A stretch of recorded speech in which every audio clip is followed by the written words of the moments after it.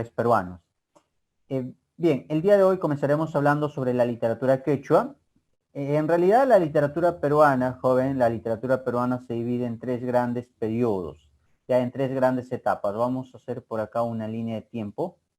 Vamos a construir una línea de tiempo. Entonces, mira, la literatura peruana tiene tres grandes periodos. Vamos a poner por acá que hay un primer periodo, ya hay un primer periodo que se llama el periodo prehispánico, ya, periodo prehispánico. ¿Qué significa esto del periodo prehispánico? Antes de la llegada de los españoles. Vamos a poner por acá el periodo prehispánico. Periodo prehispánico. Luego viene un periodo llamado periodo hispánico. Ya, periodo hispánico, que es cuando los españoles ya se encuentran acá. Recuerda que los españoles llegaron en 1532 y se retiraron en 1824. Estuvieron cerca pues de 3 siglos. Y luego viene ya la etapa republicana. La etapa republicana. Estas son las tres etapas, jovencitos, los tres periodos de la literatura peruana. Vamos a tener una literatura peruana prehispánica, una literatura peruana hispánica, colonial, y también una literatura republicana.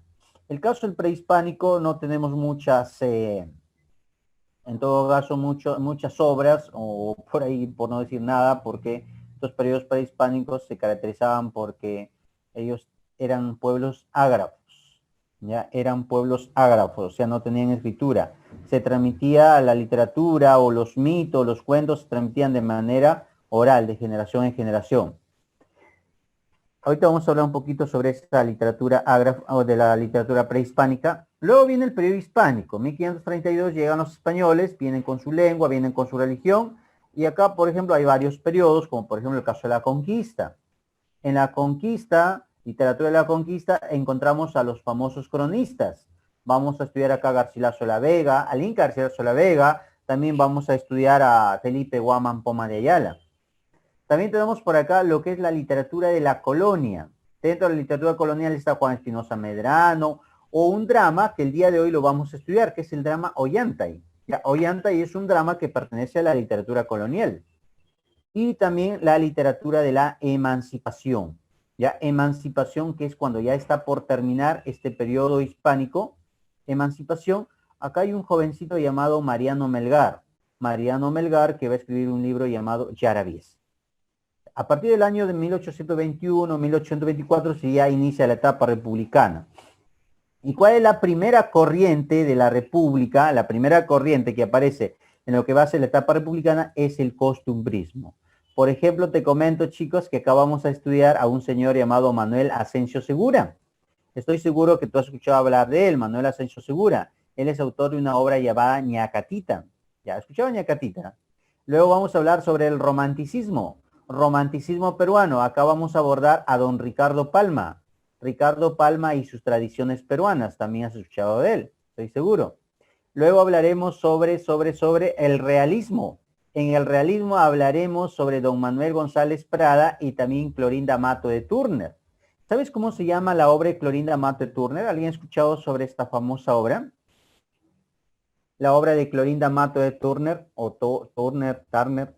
Sí, así es, Ave sin nido. Vamos a hablar también sobre Ave sin nido. También vamos a hablar sobre el llamado modernismo. En el modernismo está un señor llamado José Santos Chocano, con su libro llamado Alma América. Luego hablaremos del posmodernismo. Acá, por ejemplo, estudiaremos a un señor llamado Abraham Valdelomar y también a un señor llamado José María Eguren. Ya, esos literatos lo vamos a ir viendo por estas semanas que nos faltan. De ahí viene el vanguardismo. En el vanguardismo estudiaremos a César Vallejo. César Vallejo y su libro Trilce, Los Heraldos Negros, Los Poemas Humanos. Luego viene el indigenismo. Dentro del indigenismo vamos a abordar ¿a quién? A José María Argueda, su libro Los Ríos Profundos. O también a Ciro Alegría con su libro El Mundo es Ancho Ajeno. Y ya para terminar, ya por el mes de diciembre, más o menos las últimas semanas, abordaremos la generación del 50, donde estudiaremos a Julio Ramón Ribeiro, a Blanca Varela, a Edgardo Rivera Martínez, y terminamos el año, ya la semana de la Navidad, hablaremos de quién, de un señor llamado Mario Vargas Llosa y su libro Conversación en la Catedral. Entonces, ese es el proceso, chicos, de la literatura peruana, que vamos a empezar el día de hoy. Hoy día empezamos hasta pues que termine el ciclo, que sería hasta el mes de diciembre. Bien, comenzamos entonces, vamos a hablar sobre el primer periodo, y ahí ese primer periodo tiene que ver con el periodo prehispánico, y el periodo prehispánico se relaciona mucho con la literatura quechua. Ahora, ¿qué es la literatura quechua? ¿Qué viene a ser la literatura quechua? Ahora, hubo una literatura quechua prehispánica, hubo una literatura quechua en la colonia, y incluso el día de hoy hay una literatura quechua. Hasta el día de hoy existe una literatura quechua. O sea, es unas manifestaciones literarias escritas en esta lengua. Escritas o en todo caso compuestas, sobre todo en la época prehispánica, compuestas de manera oral ya en esa lengua, en el runasimi. Los objetivos para la siguiente sesión son los siguientes. ¿Ya? Los objetivos para esta sesión son los siguientes. Definir la literatura quechua a partir de sus características principales.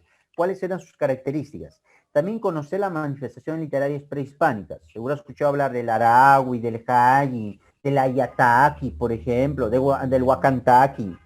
Otro objetivo también sería analizar las temáticas, características de la obra llamada Ollantay. Ya, Ollantay u Ollantay. Ya, Ollantay y Ollantay. Aunque lo correcto debe ser Ollantay. Vamos a analizar eso ahora. A modo de introducción, jovencitos, a modo de introducción por acá, ¿qué vendría a ser la literatura quechua? Literatura quechua antes de la llegada de los españoles, antes de 1532. Mayormente los pueblos americanos, mejor dicho, por todos los pueblos americanos no van a conocer la escritura.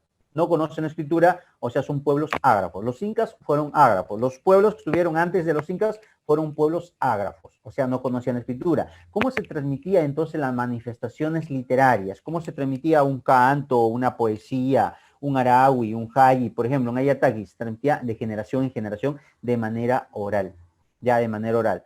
Algo importante también que se debe saber sobre esta literatura prehispánica es que los incas, ya los incas siempre respetaron ya las manifestaciones culturales de los pueblos vencidos. Ya un pueblo que era sometido, ya los incas respetaban, por ejemplo, su religión, respetaban lo que era su lengua y también respetaban sus manifestaciones culturales. Ya es algo importante que hay que conocer sobre este pasado prehispánico. Hay un libro bastante bueno en donde nos habla sobre lo que van a ser esos mitos, esas leyendas que existían en el periodo prehispánico. ¿Cómo se llama este libro? Se llama Dioses y Hombres de Guarochirí. Ya, Dioses y Hombres de Guarochirí, que va a ser traducido por José María Arguedas. Ahí, por ejemplo, hay varios mitos. Seguro tú has escuchado hablar de un famoso mito, el mito de Currinaya Huiracocha. ¿Has escuchado hablar de ese mito? El mito de Currinaya Huiracoche. El mito de Currinaya Huiracocha con una princesa muy linda que se llamaba Cavillaca, la Cavillaca, ¿sí? Ya, seguramente he escuchado hablar de ella. De acá vamos a relatar ese mito, ya, Curinaya Huiracocha y la princesa Cavillaca. Pero hay otros mitos, el mito de Nailán, el mito de Con, el mito de Incarri. Ya, el mito de Incarri, seguro también he escuchado hablar del mito de Incarri. Por ejemplo, Incarri dice que Incarri fue descuartizado por los españoles y su cuerpo fue enterrado, mira, por diferentes partes del país, ya por diferentes territorios. Pero hay la esperanza de que un día Incarri se va a reconstruir. Ya Incarri se va a reconstruir, o sea, todos sus miembros, su cabeza, sus manos, sus dedos se van a juntar y va a volver Incarri. ¿Y sabes qué va a pasar cuando vuelva Incarri? ¿Sabes qué es lo que va a ocurrir? Va a renacer. ¿Va a renacer el imperio de quién? ¿El imperio de quién? ¿Va a renacer el imperio de quién? Claro, el imperio de los incas. Sí, eso hay una esperanza. Por ejemplo, el poblador andino, hasta el día de hoy, ellos son muy creyentes que Incarri uno día va a volver. Uno día va a volver, se van a juntar todas sus partes, porque las partes fueron diseminadas por diferentes lugares, enterradas por diferentes lugares, se van a juntar, van a formar el Incarri y va a volver para salvarnos de la invasión española, de la invasión de los blancos y en este caso reconstruir ya o renacer el imperio de lo que viene a ser el imperio de los incas. Claro, por ejemplo, se tomaba en cuenta, si se tomaba en cuenta que Tupac Amaru II era el Incarri. Ya Tupac Amaru II se lo considera como, se lo consideró en su entonces que era el Incarri, como que era el Salvador, el que había venido pues a derrotar a los españoles. Pero hasta el día de hoy hay la esperanza de que ese Incarri va a volver. Entonces, eso es toda una creencia del periodo prehispánico. Eso sería como una introducción para que lo tengan en cuenta ustedes. Veamos por acá que esta literatura quechua, recuerda que se llama literatura quechua las manifestaciones compuestas en esta lengua, compuestas en runasimi, en quechua, ¿ya? Y hay un quechua, hay una literatura quechua prehispánica, o sea, antes de la llegada de los españoles, hay una literatura quechua colonial y hay una literatura quechua republicana. Ya, nosotros nos vamos a centrar específicamente el día de hoy en la prehispánica y la colonial. La prehispánica, que sería pues antes de la llegada de los españoles, y la colonial, que tendría que ver desde la llegada de los españoles hasta la república, hasta la independencia. Ahí tenemos, por ejemplo, un periodo llamado la conquista, que son los primeros siglos, siglo XVI, el barroco, siglo XVII, y el neoclasismo, que ya vendría a ser siglo XVIII. Ya en los últimos años de lo que viene a ser este siglo, el siglo XVIII, los primeros años del XIX. Y luego viene la literatura ya quechua republicana. Te mencionaba que hasta el día de hoy existe una literatura quechua republicana, ¿sí? Sigue habiendo, por ejemplo, manifestaciones. Uno de esos grandes compositores en quechua, por ejemplo, o se podría decir que rescató nuestra lengua, nuestros antepasados, fue José María Arguedas. Ya José María Arguedas tiene un poemario que se llama Catatay, por ejemplo. No sé si alguien de ustedes ha escuchado sobre ese libro, Catatay. Catatay es un poemario escrito en quechua por José María Arguedas, pero eso ya pertenece a la etapa republicana. José María Arguedas en sus obras también él incluye vocablos en quechua, o canciones. Él tiene un libro que se llama Los Ríos Profundos, ahí incluye varias canciones. O los títulos de sus obras, por ejemplo, por ahí Alexandra me decía Yaguar Fiesta. Yaguar Fiesta es una obra de Arguedas en donde, por ejemplo, él combina palabras quechuas, lo combina con el castellano. Yaguar es quechua, por ejemplo. Yaguar, ¿qué significa, jovencitos? La palabra yaguar, ¿qué significa? La palabra yaguar, claro, yaguar es sangre. Ya, sangre, sangre, sangre. Sangre, ¿no? Sí, sangre, sangre. O tiene otro libro que se llama Guarmacuyay, así es, Kenneth. Guarmacuyay. Guarmacuyay, por ejemplo, ese título es quechua. Guarmacuyay, ¿qué significa? Guarmacuyay es amor de niño, es un cuento hermoso, así es, manito, muy hermoso. Tiene otro cuentito que se llama La agonía de Rasuñiti, no sé si alguien de ustedes ha escuchado, La agonía de Rasuñiti. Ya, es un danza, ya es un danza de tijeras, ¿has visto la danza de tijeras? Sí, de Arguedas vamos a hablar más adelante, hablar de Arguedas es una maravilla, pero Arguedas también cultiva lo que viene a ser una literatura quechua, se podría decir, sobre todo con este poemario llamado Catate.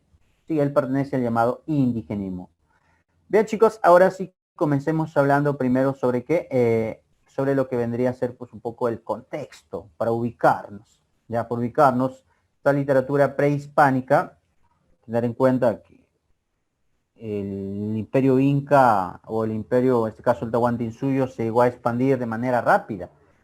Duró algo de 130 años y llegó pues al norte hasta Colombia, ¿no? Y al sur llegó hasta Chile, hasta Argentina, incluso varios territorios. Por eso es que el día de hoy, el quechua no solamente se habla en Perú, sino que quechua se habla hasta en Colombia, en Ecuador, en Bolivia, se habla en Argentina, se habla en Chile, porque todo ese territorio lo van a ocupar los incas. Ya, es importante saberlo. En realidad, jovencitos, el inca no hablaba quechua, los incas no hablaban quechua, eso se lo deben saber por historia. Ya el inca, la coya, por ejemplo, ellos no hablaban quechua. Ellos hablaban una lengua que era el aymara, el puquina. Solamente que el quechua, ustedes en lenguaje, por ejemplo, hemos visto el origen del quechua. Sabes que el quechua tiene un origen costeño. Ya un origen costeño, el quechua nació, muchos dicen que el quechua nació en Chincha. Ya en Chincha, por ejemplo. Y como era una lengua de fácil aprendizaje, entonces, ¿qué hicieron los incas? Van previamente a agarrar esta lengua de los chinches y van a empezar a difundirla. A difundirla porque era una lengua de fácil aprendizaje, de fácil difusión.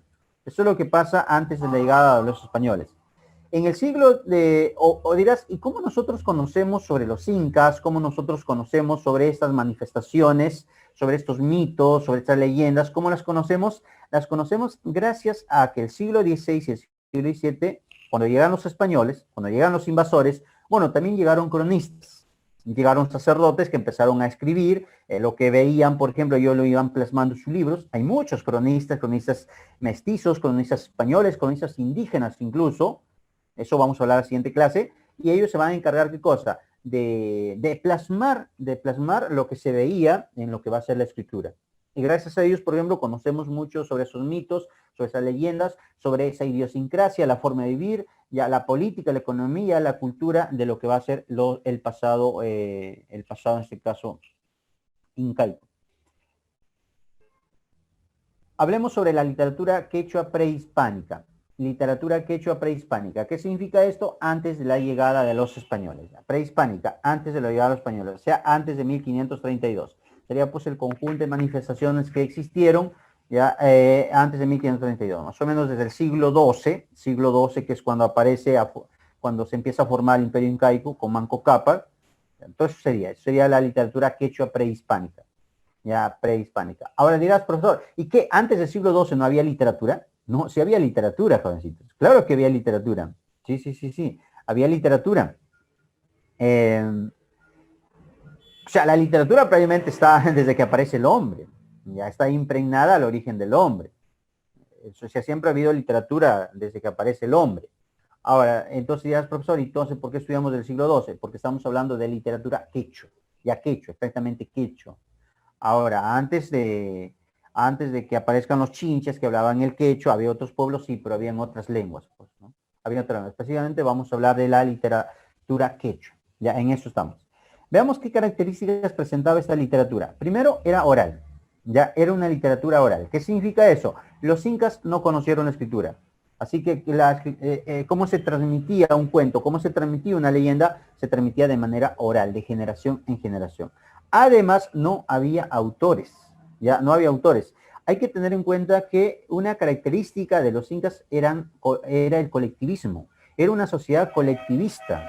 Ya los incas no permitían que alguien sobresalga, ya no permitían que una persona pues reciba por ahí premios, no. Si por ahí aparecía una canción, aparecía un mito, aparecía una danza, ¿quién era el autor? El autor no era una persona, el autor era el colectivo, era todo el grupo. Ya, todo el grupo. Si por ahí aparece una leyenda, ¿quién es el autor? El autor es todo el año, ya, todo el grupo.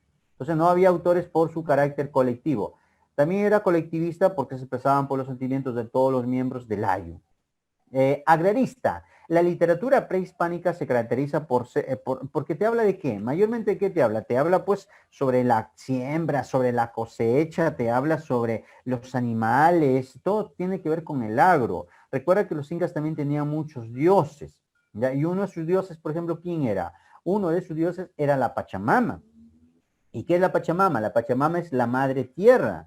Los incas eran muy trabajadores, ya, muy trabajadores. Ellos, por ejemplo, cuando iban ellos el trabajo lo hacían con alegría.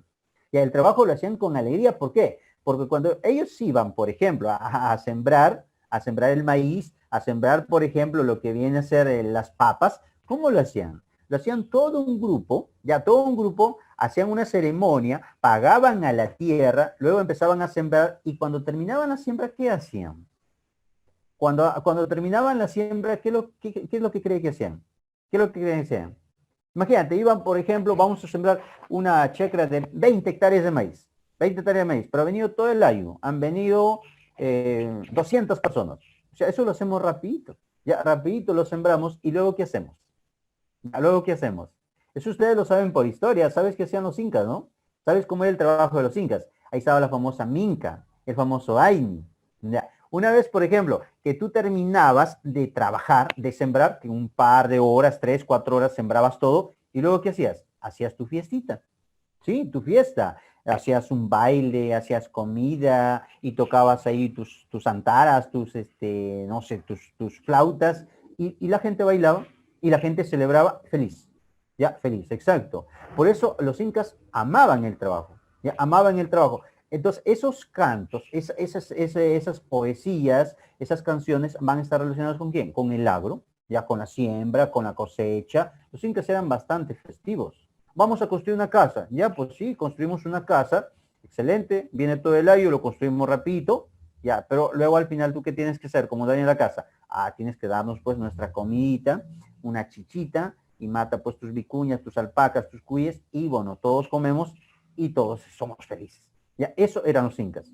Ya, los incas. Era cosmogónica y también panteísta. Cosmogónica, que ellos trataban de explicar el origen del universo a través de mitos, ya, y panteísta, que su dios estaba en la naturaleza. Los incas, por ejemplo, ellos creían, ¿quiénes eran los dioses de los incas? Ya, ¿quiénes eran los dioses de los incas? Los dioses, ¿quiénes eran? A ver, por ahí me estuviste mencionando uno, creo. Uno es, sí, la luna, la Kia, ya, el Pachacama, por ejemplo, ¿sí? El Inti, el dios sol, ya, el dios sol, también estaba a Huiracocha, ¿sí? Huiracocha, también estaba por ahí lo que era el trueno, ya, el trueno, Iyapa, también estaba el Amaru. ¿Sabes quién era el Amaru? ¿Sabes quién era el Amaru? ¿Quién era el Amaru? ¿Quién es el Amaru? Amaru, Amaru. ¿Alguien sabe qué hecho? Amaru, ¿qué significa Amaru? Ya, los sapus, claro, los sapus serían los cerros, ya, las montañas. El Amaru es la serpiente, ya, el Amaru es la serpiente. ¿qué es lo que pasaba? Lo que pasaba, muchachos, es que los incas tenían varios dioses, ya, la tierra, el sol, la luna, el trueno, la lluvia, ya, todos eran sus dioses, o sea, tenían muchos dioses, ya, muchos dioses. Ahora, ¿y había un sentido para adorar a la tierra? ¿Había un sentido o no había un sentido para adorar al sol? ¿Por qué crees que ellos adoraban a la tierra? ¿Por qué? Porque la tierra es la vida, pues ellos a la tierra cuando sembraban le hacían un pago, cuando cosechaban le hacían un pago. ¿Por qué? Porque tú eres mi madre. ¿Y por qué tú eres mi madre? Porque tú me das de comer. ¿Sí? Acá en la tierra yo vivo, acá llevo mi casita, tú me proteges. Y cuando yo muera voy a ir a la tierra, así que tú eres mi madre. Y los incas adoraban a la tierra, ahí está la Pachamama, y la respetaban. ¿De acuerdo? Porque era la madre y a la madre se la respeta. Hasta el día de hoy en la parte andina existe esa idiosincrasia de respetar a la madre tierra. ¿Por qué crees que los campesinos se oponen a la minería, por ejemplo? Porque la minería contamina y la minería destruye a la madre tierra. Y ese es un pasado, jovencito, ¿de quién? De lo que vienen a ser los incas, ya este pasado prehispánico. Y claro, también tenemos otra característica que sería la musicalidad y la danza. Más bien a los incas les pareció raro cuando llegaron los españoles. Ya cuando llegaron los españoles, ¿qué le dijeron los españoles? ¿Cómo vas a adorar pues a la tierra? ¿Cómo vas a adorar a una serpiente? ¿Cómo vas a adorar a un cerro? Dijeron, eres un salvaje, un bárbaro. ¿Cómo vas a adorar a ellos? Y los incas dijeron, ¿y a quién vamos a adorar? Tienes que adorar a Dios. Tienes que creer en Dios. ¿Y dónde está Dios? Ah, no, ese no lo vemos, ese no lo vemos. Entonces, ¿cómo voy a creer en alguien que no lo veo? Dijeron los incas, ¿no? Porque los incas creían en la tierra porque sí, pues la tierra les daba de comer, el sol me da luz, la luna sirve para la siembra, por ejemplo, los cerros me protegen, exacto. Había un sentido para adorarlo. Pero cuando dijeron, vas a adorar a un ser que no ves, ya que no ves, a ellos les pareció pues totalmente absurdo. Ya. Bueno, hay más sentidos en los dioses incas que el dios español, pues, ¿no? También, chicos, vamos a tener la musicalidad y la danza. Ya, musicalidad y danza va a ser parte de esta literatura, pero no todo era de maravilla en la sociedad inca. Ya, algunos dicen que los incas pues eran una sociedad perfecta, una sociedad, incluso dicen que eran comunistas, los incas eran comunistas. Es cierto, joven, había un trabajo colectivo, una armonía, pero esto se daba mayormente en los ayus, ya en los ayus, ya dentro del pueblito. Ya dentro del pueblo, por ejemplo, ahí la sociedad era colectiva, se ayudaban los unos a los otros. Pero si hablamos de más general, de la estructura del Inca y del pueblo, los incas eran clasistas. Incluso si hacia Saomi había esclavos. Sí, los incas eran esclavistas. Había unos esclavos que se llamaban los piñas. A los piñas se los mandaba a la selva a sembrar la hoja de coca, por ejemplo. Sí, había esclavos. Claro, no era una esclavitud salvaje como los romanos que los hacían pelear ahí en el Coliseo contra los leones, ¿no? Pero sí había esclavos. O los yanaconas que eran sirvientes. Por ejemplo, vamos a estudiar una obra el día de hoy que se llama Ollantay. Y Ollantay, por ejemplo, ¿alguien ha escuchado sobre esta historia? Ollantay es un runa. Ya, Ollantay es del pueblo, es un hatun runa. ¿Y se enamora de quién? Se enamora de Kusikoyur, que es parte de la nobleza. Kusikoyur es la hija de Pachacute. ¿Y Pachacute qué le dice? Pachacute lo rechaza. Y a Pachacute dice, oye, Ollantay, ¿cómo te vas a fijar en mi hija? Pues no te pases. No te pases, mi hija es la futura Coya, la futura esposa del Inca. Tú eres un runa, tú eres del pueblo, tú búscate a alguien de tu misma condición social. Lo desprecia el pobre Ollanta. Entonces, ahí vemos, joven, que otra característica de la literatura quechua es que es una literatura clasista, ya clasista. Por un lado vamos a tener a los amautas, los amautas que eran como los filósofos, los maestros de la corte, y por otro lado vamos a tener a los arabicus. Los arabicus que eran los poetas, que eran como los cantores de lo que viene a ser el pueblo, los ayus mayormente. Ya, los amautas por ahí solían cultivar una especie lírica llamada el hayi, que era como una oda, una alabanza, un canto religioso, un canto triunfal. En cambio, los arabicus cultivaban una especie llamada el arawi. El arawi que era un canto al amor doliente, un canto nostálgico. Continuamos por acá. Ahí está lo que te mencionaba, que tenemos una literatura oficial y una literatura popular. La literatura oficial dirigida por los amautas, que mayormente tenía una finalidad didáctica, moralizadora, didáctica sobre todo para someter al pueblo. O sea, sabes que el pueblo, por ejemplo, cuando iba al Inca le hablaba siempre agachado, arrodillado, no podía mirarle los ojos al Inca, porque los amautas se encargaban de qué cosa, se encargaban de enseñar que el Inca era hijo del dios Sol. Ya, el dios Sol era el padre del Inca. ¿De dónde salieron los incas, chicos? ¿Tú te acuerdas? Eso lo sabes por el mito o las leyendas. Ya, salieron de un monte. Hay un mito que dice que salieron del monte, pero hay otro que dice que salieron del lago Titicaca. Sí, aparecieron del lago Titicaca enviados por su padre. ¿Quién? El dios Sol. Así que el Inca es hijo de quién? Del dios Sol. Ojo, y no te vayas a rebelar contra el Inca. No, no, no, no. Ni siquiera le mires los ojos al Inca. No, ¿por qué? Porque el Inca es hijo del dios Sol, pues. Nuestro padre, el dios Sol, se molesta, ahorita se oscurece y todos morimos. Ya, y todos morimos.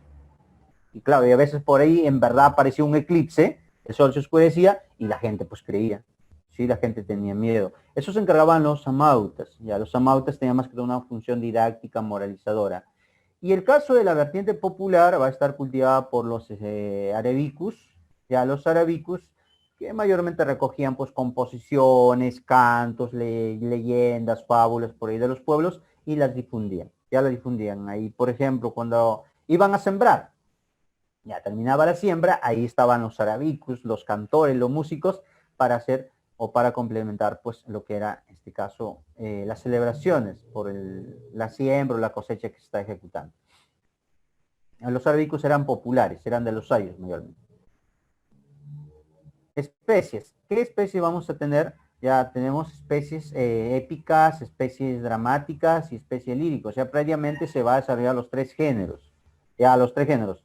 Claro, no en la misma, no con las mismas características que ahora conocemos por los libros, o no con las mismas características que se desarrolló la literatura griega, donde había épica, dramática y también lo que era la narrativa o la lírica. No, ya con otras características, porque hay que recordar que la literatura prehispánica o la literatura quechua era una literatura ágrafa, no había escritura. Por ejemplo, en la épica tenemos mitos, ya tenemos mitos, tenemos leyendas, tenemos la leyenda de Manco Cápac y Mama Oglio, tenemos por ahí el mito, por ejemplo, el mito de Con, el mito de Incarri, o tenemos este famoso mito, que es el mito de Curinaya Huiracocha, ya. No sé si tú has escuchado de este mito, el mito de Curinaya Huiracocha.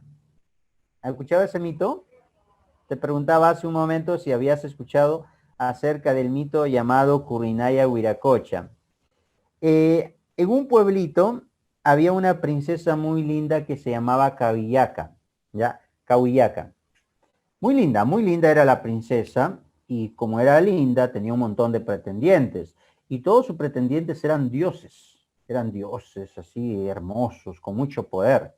Pero ella había rechazado a todos, no quería estar con nadie, decía, no, ¿para qué? ¿Para qué? Los hombres son un problema, mejor prefiero estar sola, sola, y así estoy feliz. Y Cahuillaca no le hacía caso a nadie, a nadie, todos había rechazado. Pero entre ellos había un dios que era bastante astuto, ya bastante por ahí, que conocía de mañas. ¿Cómo se llamaba este dios? Se llamaba Curinaya Huiracocha, o Curinaya Huiracocha. Y Curinaya Huiracocha también estaba enamorado de la princesa. Ya también estaba enamorado de la princesa, pero él dijo, a ver, si yo le digo que quiero estar con ella, me va a rechazar también. Y a mí nadie me rechaza, dijo Curinaya. ¿Qué hago entonces? ¿Qué hago? Por ahí estaba pensando. Hasta que llegó un día, era más o menos la 1 de la tarde, dice que la princesa estaba tejiendo debajo de un árbol de lúcumo. Ahí estaba tejiendo. Ya era mediodía, Kurinaya la vio solita, la princesa, y Kurinaya dijo, acá tengo que hacerla. Acá tengo que hacerla, de acá no se me escapa. Pero ¿qué hago? ¿Qué hago? Dijo. ¿Qué hago? ¿Qué hago? ¿Qué hago? ¿Y sabes qué hace Kurinaya Huiracocha? Se convierte en un pajarito. Se convierte en un pajarito, sube a la copa de un árbol, del árbol de lúcumo, justo debajo está tejiendo la princesa, y agarra la lúcuma más grande. La lúcuma más grande, la que estaba madurita, y allí agarra y le inserta su semilla. Ya le insertó su semilla y deja caer la lúcuma en lo que viene a ser donde estaba tejiendo la princesa. La deja caer. Era mediodía. La princesa al ver una lúcuma pues madurita, ya bastante grande, apetitosa, agarra la lúcuma, pues le da un mordisco, dice que estaba un poco rara. Estaba un poco rara, pero como tenía hambre, se comió toda la lúcuma. Se comió toda la fruta. Si pasan los días, y de pronto la princesa se da cuenta que cada vez está más gordita. Ya cada vez está más panzoncita. 3, 4 meses. ¿Qué pasó? La princesa se da cuenta que está embarazada. Y la princesa dice, oye, pero yo no he estado con nadie. Yo no he estado con nadie. ¿Cómo es que así estoy embarazada? Seguramente debe ser alguna estrategia de algún dios. Ya, pero lo voy a descubrir quién es este que me ha embarazado. Llegan los 9 meses, la princesa da a luz, nace una niña muy linda. La niñita estaba creciendo, ya tenía como 1 año. Y la niña, como ya hablaba, le decía, mamá, ¿y quién es mi papá? Mamá, ¿dónde está mi papá? Quiero conocer a mi papá. Y la gente también ya hablaba por ahí, la gente de la comarca hablaba, decía, oye, mira, la princesa tiene hija, pero no tiene marido. Ya la gente estaba que hablaba mal. Entonces la princesa se preocupó y dijo, tengo que buscar quién es el padre de mi hija. Y convocó a todos los dioses. Ya convocó a todos los dioses para ver quién era el padre de su hija. Vinieron todos los dioses, o sea, todos los dioses hermosísimos, con armaduras pues de oro, bien vestidos. Vino el dios del trueno, el dios del rayo, el dios de todo. Ya, todos los dioses estaban ahí en fila. Todos estaban en fila, hermosísimos. Ahora, dice que al final de la fila también había un mendigo, un pordiosero. ¿Quién será ese mendigo? Pero había por ahí un mendigo. Entonces la princesa dijo, bien, se les he convocado para preguntarles, ¿quién de ustedes es el padre de mi hija? Ya mi hija me está pidiendo papá y bueno, quiero saber quién es el padre de mi hija. Todos los dioses se miraban la cara y dicen, no, pues yo no soy, yo tampoco. Dice, no, yo nada, yo recién te conozco, dice uno. Nada, yo soy de otro lado. Dice. El asunto es que nadie se hacía responsable de la paternidad de la hija de la princesa. La princesa preocupada y dijo, ¿y ahora qué hago? Y eso dice, ya sé qué voy a hacer. La sangre llama a la sangre. Como la niñita ya pues caminaba, ya estaba grande, le dijo, hijita, mira, ahí tienes a todos esos dioses. Quiero que tú camines y me digas o te dirijas a cuál de ellos es tu padre. La sangre llama a la sangre, dijo. Y la niñita, como ya caminaba, chiquita la niñita, bien linda, empezó a mirar cada uno y decía, tú no eres. Miraba a otro, tampoco. Miraba a otro, no, tampoco. Tú tampoco. No, tú muy feo, ¿no? Tú no, para nada. Y así fue descartando a todos los dioses fue descartando, hasta que llegó, al final de la fila había un mendigo. Y cuando lo ve al mendigo, la niñita se emociona, corre y va y se avalancha en los brazos del mendigo y le dice, papá. ¿Tú te imaginas la princesa qué hizo? La princesa muy avergonzada, pues de tener a una hija de un mendigo, de un pordiosero. No puede ser. La princesa, decepcionada por todo esto, muy molesta, fue y le arrebató de los brazos a este mendigo a su hija y empezó a correr. Y corrió. ¿Sabes quién era este mendigo? ¿Sabes quién era este mendigo? ¿Te imaginas quién era este mendigo? ¿Quién crees que era este mendigo, este pordiosero que estaba ahí? No era un mendigo de verdad. era el dios Kurinaya Wiracocha. Como este Wiracocha era un bandido, quería comprobar a la princesa. Dice que ese mismo instante que ese mendigo se convirtió en el dios verdadero, en Kurinaya que era, y empezó a ir detrás de la princesa.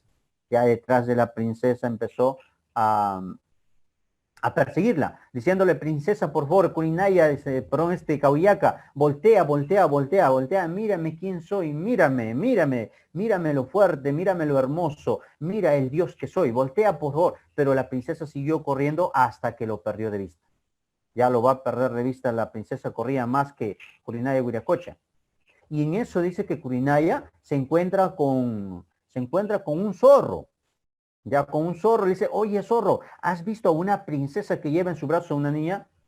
El zorro la había visto, pero este zorro envidioso dijo, no, no le he visto, no le he visto. Desgraciado zorro, sí la has visto, pero es un mentiroso. Dice, por mentiroso, dice, siempre vas a ir apaleado por los hombres, siempre los hombres te van a apalear, apalear. Luego dice que Kurinaya siguió corriendo, corriendo, corriendo y se encuentra con un cóndor. Ya con un cóndor dice, oye cóndor, ¿has visto a una princesa que lleva en su brazo a una niña? Sí, sí, sí le he visto. Dice, ya acá la alcanza, ya el otro cerrito ahí va, sigue corriendo. Dice, sigue, tú puedes. Y Kurinaya dijo, gracias, Conan, gracias, gracias, gracias. Tú siempre vas a ser un ganador, vas a ser un cazador. Y luego dice que Kurinaya se encontró con una serpiente. Una serpiente. Dice, oye, serpiente, ¿has visto una princesa que lleva en sus brazos a una niña? No, no le he visto. No le he visto. A pesar que la serpiente casi lo había pisado. La princesa casi se lo había pisado. Ya, pero le digo, no, no le he visto. Desgraciada serpiente, por mentirosa, siempre vas a vivir arrastrada comiendo tierra. Y así dice que Kurinaya iba bendiciendo a los animales que le daban buenas noticias y maldiciendo a los que le daban malas noticias. Y siguió corriendo, corriendo, la princesa también siguió corriendo hasta que de pronto la princesa llega a una inmensa laguna de agua salada. Ya no había dónde más escapar. Y ya Kurinaya venía a su atrás, ya venía detrás de ella, venía detrás de ella, ya estaba cerca y le decía, princesa, por favor, voltea, voltea, mírame quién soy, mírame, mírame, soy Kurinaya Wiracocha, soy un dios, voltea, por favor. Pero la princesa no volteó. La princesa no volvió, más bien que hizo, ya caminó, caminó, corrió y se arrojó a lo que va a ser el mar. Y cuando ella entra al mar, ¿sabes qué es lo que pasó? Ella quedó convertida en una isla, ya quedó convertida en una isla, ya, y su hijita en una isla chiquita, ya en una isla chiquita. ¿Sí? Cuando ella entró al mar, ya se tiró al mar, quedó convertida en lo que va a ser una isla, y su hijita, la niñita, quedó convertida en una isla pequeñita. Muy bien. ¿Alguien conoce estas islas? ¿Por qué están acá en Lima? ¿Alguien conoce estas islas? Muy bien, Monique. Ya, Monique dice que ya conoce. Monique vive al frente, seguro. Al frente de las islas de Cahuillaca y Sijita. No, no queden callados, ¿eh? No queden callados. Ya, no queden callados.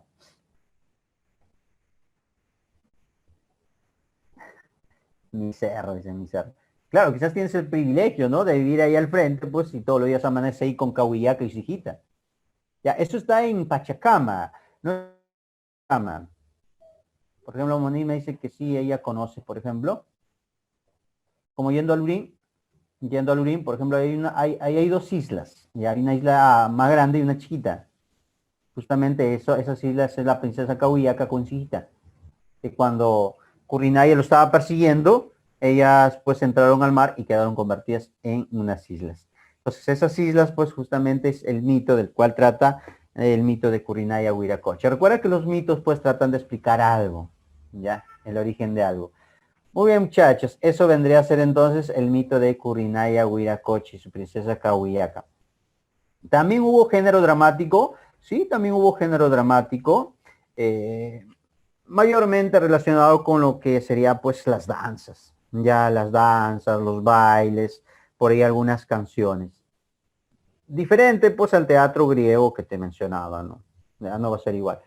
Incluso también vamos a tener poesía, ya vamos a tener lírica, y acá hay varias especies líricas.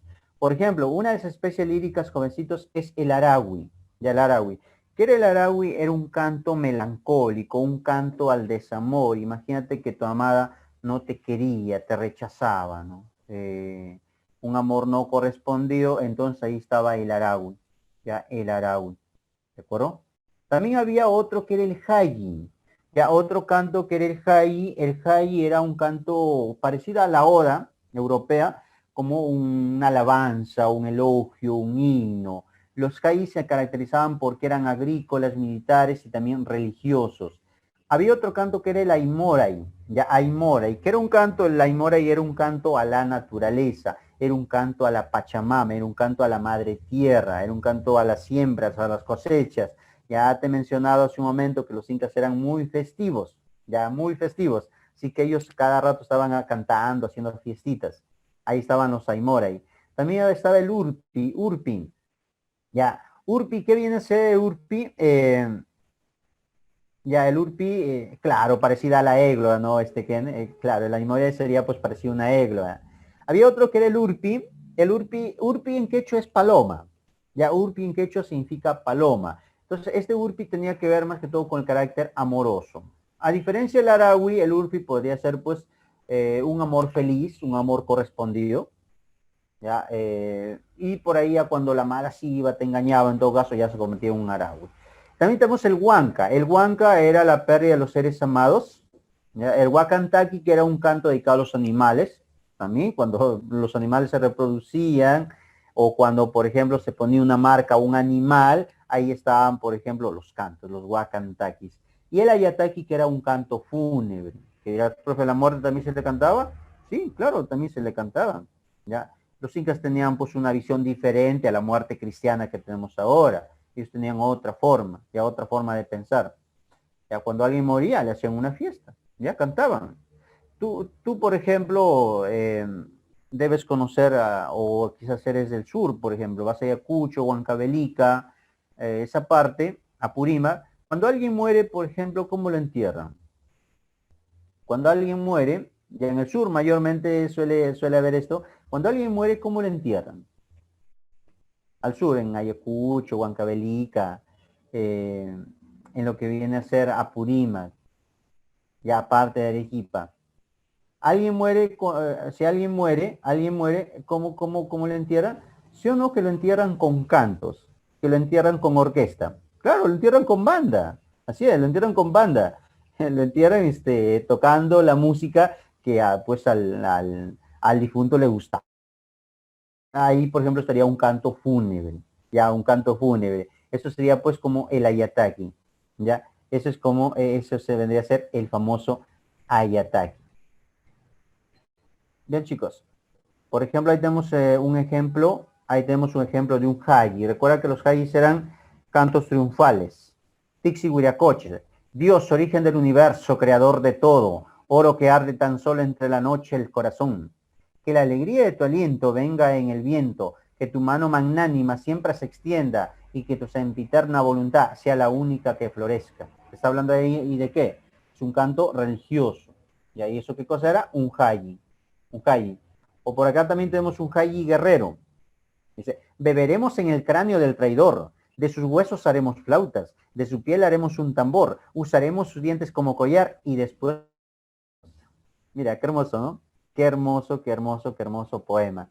Se beberemos en el cráneo del traidor, de sus huesos haremos flautas, de su piel haremos un tambor, usaremos sus dientes como collar y después bailaremos, porque has vencido al enemigo. Sería por ahí un hayi militar. O acá tenemos el caso de un araui. Recuerda que los arauis son tristes, son melancólicos, son nostálgicos cuando la amada te deja o te abandona o te dice no te quiero. Ya eso duele, ya eso duele. Dice morena mía, morena, tierno manjar, sonrisa de agua, tu corazón no sabe de penas y no saben de lágrimas tus ojos. Porque eres la mujer más bella, porque eres reina mía, porque eres mi princesa. Dejo que el agua del amor me arrastre en su corriente. Dejo que la tormenta de la pasión me empuje, ahí donde he de ver la manta que ciñe tus hombros y la saya resuelta que a tus muslos se abraza. Pero solamente la estás viendo, la estás escribiendo, pero no puedes poseerla. Pues. Ya no puedes poseerla, ¿por qué? Por diferentes razones, puede ser que ella no te quiere, ya, o puede ser que ella está casada, está comprometida, ya un amor sufrido, melancólico. El Aymora, y recuerda que el Aymora era el ganado. perdón, a la naturaleza, la Aymara es un canto a la naturaleza, a la tierra. Las gotas de agua que en las flores amanecen son lágrimas de luna que de noche llora. Mira esas metáforas, qué linda, ¿no? Qué linda, qué hermosa. Las gotas de agua que en las flores amanecen son lágrimas de la luna que de noche llora. Si tú conoces, por ejemplo, la sierra, has ido alguna vez a la sierra, cuando amanece, siempre amanecen las hojas con escarcha, ¿no? Siempre amanecen gotitas ahí. Ya, no es lluvia, son lágrimas de la luna, es la luna llorada. El otro es el Huacantaqui, claro, es el rocío, pero no es el rocío. El Huacantaqui es el ganado. Oh, eres tan blanca como la nieve, que hice pacer en la pradera, cuán tierna llevé en mis brazos, cuán crecida seguí de cerca. A los animales, ya debe ser su ganado, una alpaca, por ejemplo, una alpaca debe estar ahí cantando.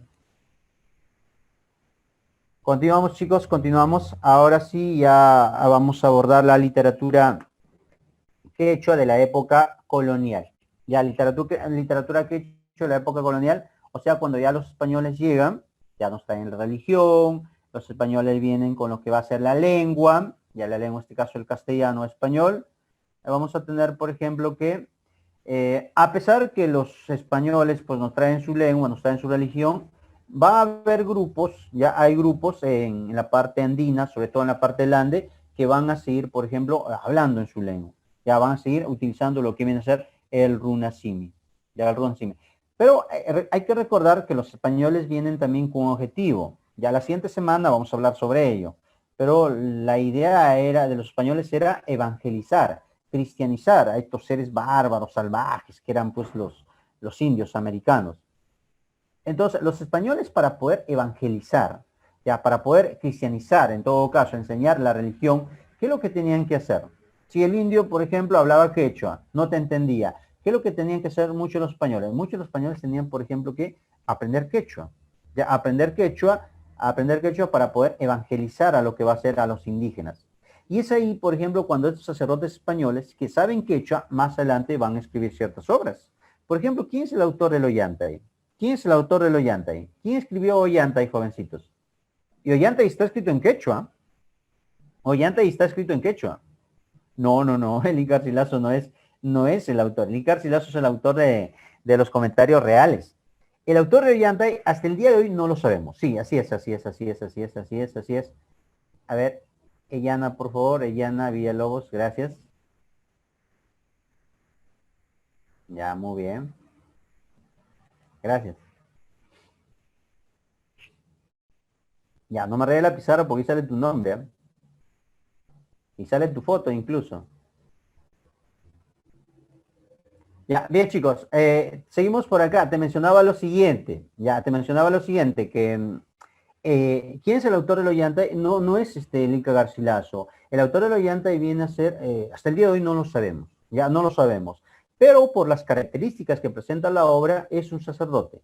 Ya, fue un sacerdote que conocía muy bien, ya conocía muy bien lo que era el quechua, ya conocía la leyenda, por ejemplo, del pasado prehispánico, o sea, la leyenda de Ollantay que se enamora de la princesa Cusicoyur, y también conocía mucho sobre las obras del teatro del siglo de oro español, conocía obras del teatro español, especialmente de Félix López de Vega y también de Pedro Calderón de la Barca, porque el Ollantay es una obra que se parece mucho a La vida y sueño de Calderón y a la obra Fuente Ovejuna de López de Vega.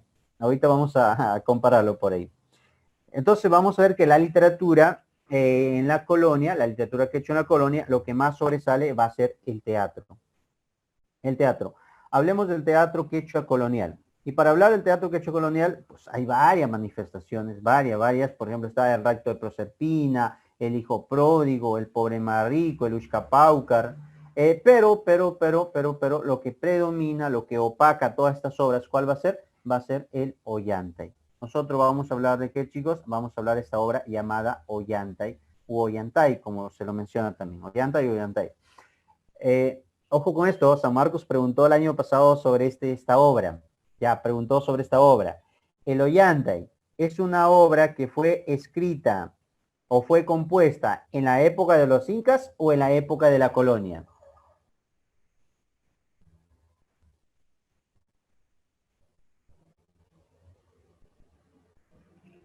¿Qué dices? Ya, eso preguntaron, ¿no? Eso preguntaron. Por ejemplo, ahorita vamos a verlo, creo que lo tenemos ahí en las preguntas. Decía, los amautas compusieron el Ollantay. Ya, los amautas escribieron el Ollantay. Así decía, los amautas escribieron el Ollantay. Y claro, muchos alumnos pusieron verdadero. Ya, muchos pusieron verdadero. Pero no, pues recuerda que los incas no tenían escritura. Ya, no tenían escritura. Basta cuando me digan, los amautas escribieron, ya eso está mal. Ya, eso está mal, ¿de acuerdo? El Ollantay no se compuso en la época de los incas, no se compuso en la época prehispánica, se compuso en la época colonial. Aproximadamente por los años de 1650, 1700, por ahí se habrá compuesto el Ollantay. Y se compuso en quechua, por eso es que se lo considera dentro de la literatura quechua. Entonces ahí hay que tener cuidado. Ya, tengan cuidado, muchachos. Ya, el Ollantay es una obra que pertenece entonces a la época colonial. Ahora, está basada en una leyenda incaica, sí, pues eso sí es correcto, está basada en la leyenda incaica, donde hay en todo caso un príncipe que se enamora pues de lo que viene a ser la hija de Pachacute. Te presento ahí los personajes, ahorita vamos a hablar sobre esta obra. Ahí está Pachacute, es un inca bastante autoritario, ya vertical. Ollanta, que es el guerrero, ya el galán acá de la obra, el enamorado. Acá tenemos a la princesa, Pusikoyur, que significa estrella, estrella bonita.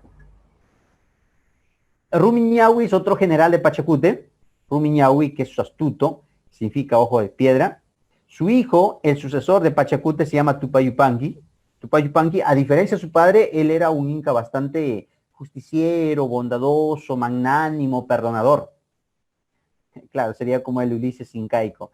Sí, es más, emplea la misma estrategia, ¿no, Kenneth? Seguro la has leído la obra. Tenemos Wilcauma. Ya, Wilcauma es el sacerdote, es el sabio, así pues tipo una mauta, ese es Wilcauma. Piquichaki, importante, Piquichaki es el gracioso. Ya, Piquichaki es el gracioso, es el cómico. Y bueno, Ollanta y Jusikoyur, por si acaso, ellos tienen una hija. Son diferentes clases sociales, pero tienen su hijita. ¿Cómo se llama su hija? Su hija se llama Ima Sumac. Ya, Ima Sumac, que significa qué bonita, qué bonita. Entonces, ahí vamos a tener, chicos, lo que vienen a ser los personajes. Ya los personajes de la obra. Te mencionaba por ahí algo importante, que la obra Ollantay se parece mucho a una obra del teatro del siglo de oro español.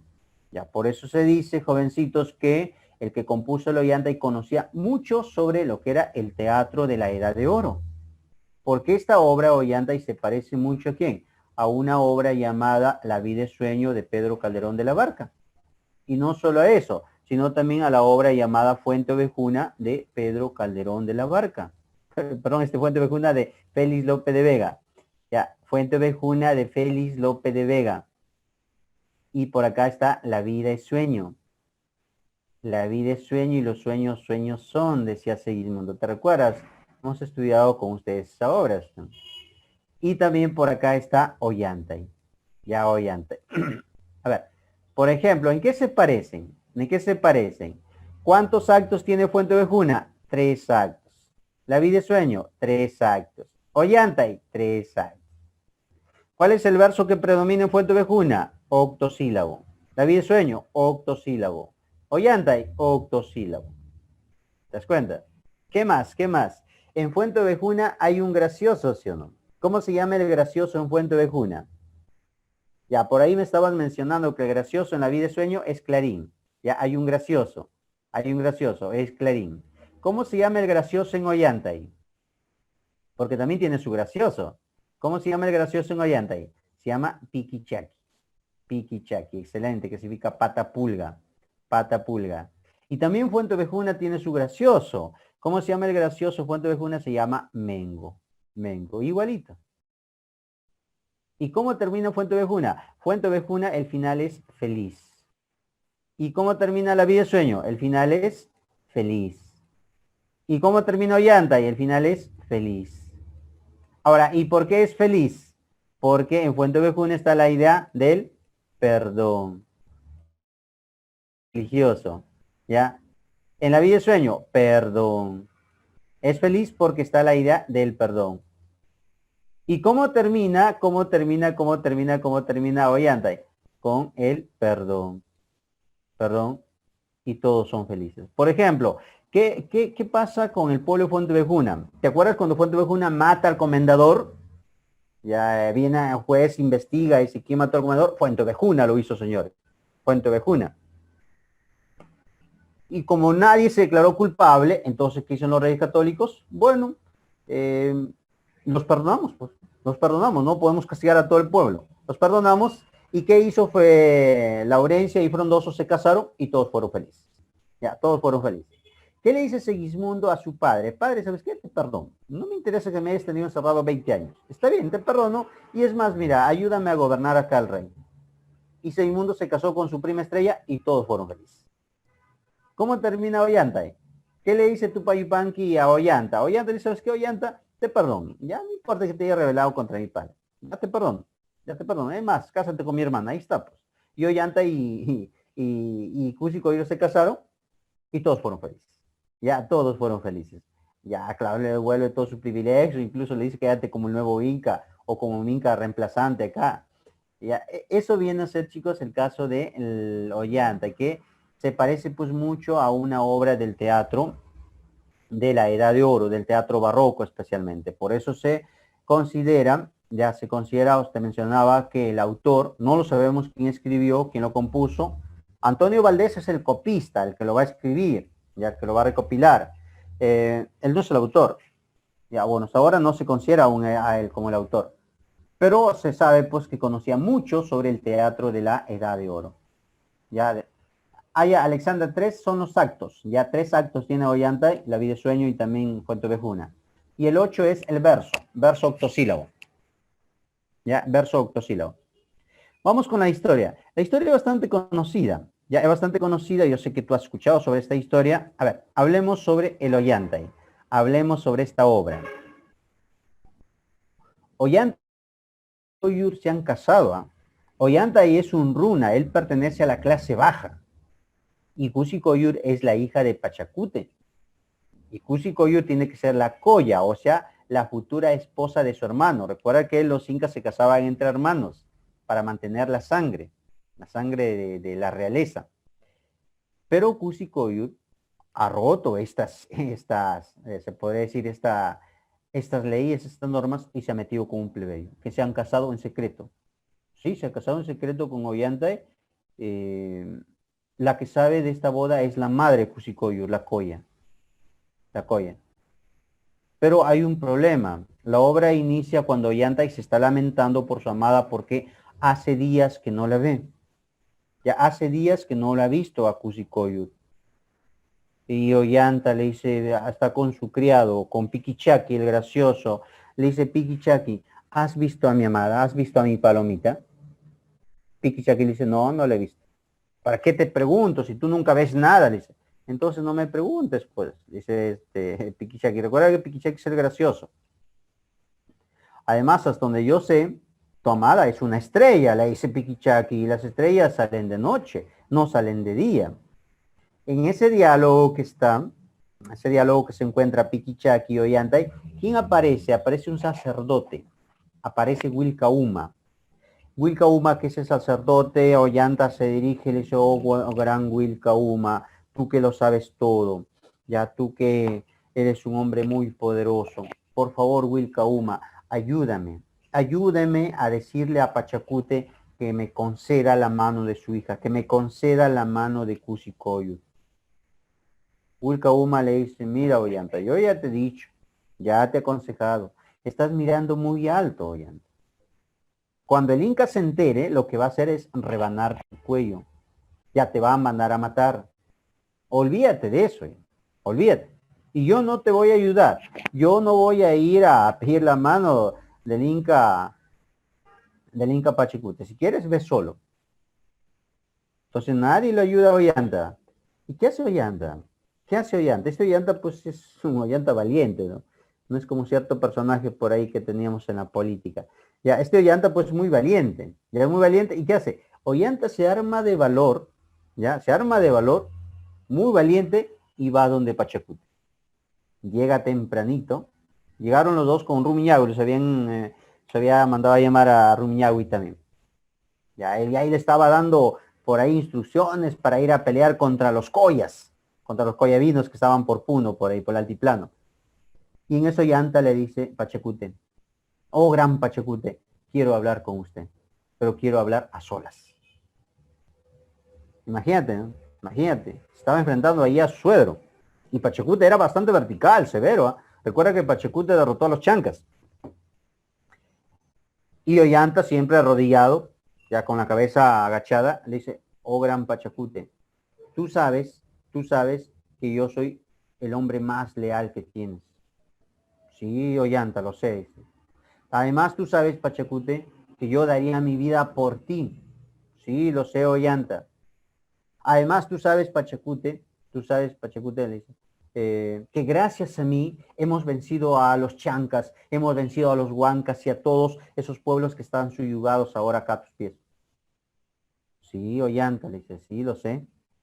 Pero ya dime, Ollanta, dime, gran Ollanta, y le dice, ¿qué es lo que quieres? ¿Qué es lo que deseas? ¿Por qué tanta alabanza? Ah, dime, ¿qué deseas? ¿Acaso quieres más tierras? ¿Acaso quieres más mujeres? Dímelo y vamos a sacar más vírgenes del sol de Calayahuasi para que las lleves al Antisuyo donde eres gobernador. Y Ollanta le dice, no, no, no quiero más tierras, no quiero más mujeres, no. Lo que yo quiero pedirte, oh gran Pachacute, por todo lo que yo he hecho por ti y por todo lo que haría por ti, quiero que me concedas la mano de tu hija Cusicoyo. Y cuando Pachacute escucha esto, y Pachacute que estaba sentado, pues se levantó y dijo, Yanta, ¿te encuentras bien? ¿Te encuentras bien? ¿Sabes lo que estás diciendo? Sí, sí, gran Pachacute, sé lo que estoy diciendo. Yo quiero casarme con, o quiero estar con tu hija, quiero que ella sea mi esposa. Y Pachacute saca a relucir toda su cólera y le dice, oye, Ollanta, ¿tú sabes quién eres? ¿Tú sabes quién eres? Tú eres un runa, tú eres un plebeyo. Ya, lo que tú tienes que hacer es buscar de alguien de tu misma clase social. Mi hija es la futura Coya. Estás mirando muy alto, Ollanta. Y quiero que en este mismo instante te vayas. Ya te vayas, aléjate. Aléjate antes que me arrepienta y te mande a cortar la cabeza. ¿Y qué hace Ollanta? Ollanta y se va. Ollanta y se va, pero Ollanta es valiente. ¿Qué hace Ollanta? Ollanta se va del Cusco, pero se va jurando. Se va jurando y dice, ¿está bien, Pachecute? ¿Está bien? No me has conseguido la mano de tija. Está bien. Pero eso sí, muy pronto tendrás noticias mías. Porque de ahora en adelante, el Cusco, esta ciudad querida que me vio nacer, pasa a ser mi enemiga. Y tú, Inca tirano, también eres mi enemigo. Y a partir de ese entonces, Ollantay se va a rebelar contra Pachacute. ¿Y por qué se revela? Porque Pachacute le niega la mano de su hija. O sea, Ollantay se revela por amor. ¿Qué hace Ollantay? Ollantay se va a lo que viene a ser al Antisuyo porque ahí era gobernador, era la autoridad más importante del Antisuyo, ahí se va Ollantay y convoca a todo el pueblo viene y ¿sabes qué hace el pueblo? El pueblo lo nombra Inca a Ollantay. Así que Ollantay es el Inca del Antisuyo y es más, empezaron a construir una fortaleza. Una fortaleza. ¿Qué fortaleza es, chicos? ¿Qué fortaleza? Quizá tú has ido al Cusco y conoces esta fortaleza. ¿Qué fortaleza Ollantay empezó a construir para defenderse de Pachacute? Porque sabía que Pachacute iba a enviar al ejército. ¿Qué fortaleza? Muy bien, que excelente. No, Sacsayhuamán no es, ¿ah? No es Sacsayhuamán. No es Sacsayhuamán. Esa fortaleza es Ollantaytambo. Seguramente has escuchado de hablar de Ollantaytambo. Ya, Ollantaytambo. Eso justamente la construye Ollanta para enfrentarse a lo que va a ser al tirano de Pachacute. Así que alguna vez te vas al Cusco, anda a Ollantaytambo y ahí siéntete un Ollanta peleando contra las huestes de Pachacute.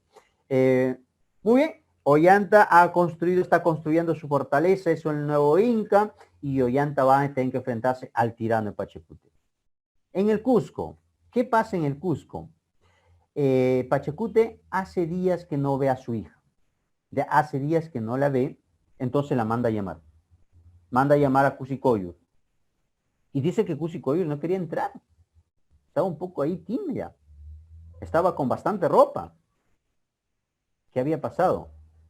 Cusicoyo dice que estaba más gordita de lo normal. ¿Qué crees que había pasado? ¿Qué crees que había ocurrido? Lo que había ocurrido, jovencitos, es que Cusicoyo estaba embarazada. Estaba embarazada. ¿Tú te imaginas la molestia que sintió Pachacute?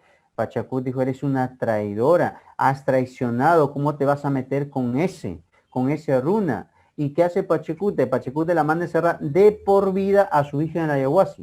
Ya no le interesa que sea su hija, no le interesa que esté embarazada, la manda a encerrar de por vida en el Ayahuasca y que ahí se muera.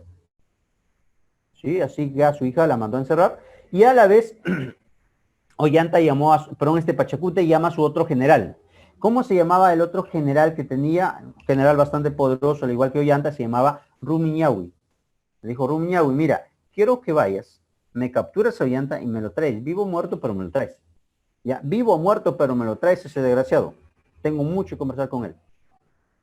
Y Rumiñahui va. Arma pues un ejército de 20,000 hombres y se va a enfrentar a Ollanta. Pero recuerda que Ollanta ya está preparado. Ollanta tiene su ejército, Ollanta ha construido su fortaleza, y cuando Rumi llega pues ahí a las faldas, a las alturas de Ollantaytambo para enfrentarse a este Inca delante suyo, ¿qué va a pasar? Fácilmente va a ser derrotado. Es más, dice que los hombres de Ollanta empezaron a rodarles piedras. Solamente con piedras van a matar a todo el ejército de Rumiñahui, a todo el ejército de Pachacute. El único que se va a salvar es Rumiñahui, es el único que se salva. Después todos los demás murieron. Victoria para Ollanta. Y así van a seguir más luchas, más enfrentamientos. Pasaron varios años, pero Pachacute no pudo derrotar a Ollanta. Ya no pudo derrotar a Ollanta, más o menos pasaron unos 10, 11 años y Pachacute muere. Pachacute muere sin poder haber derrotado al rebelde. ¿Quién es el sucesor?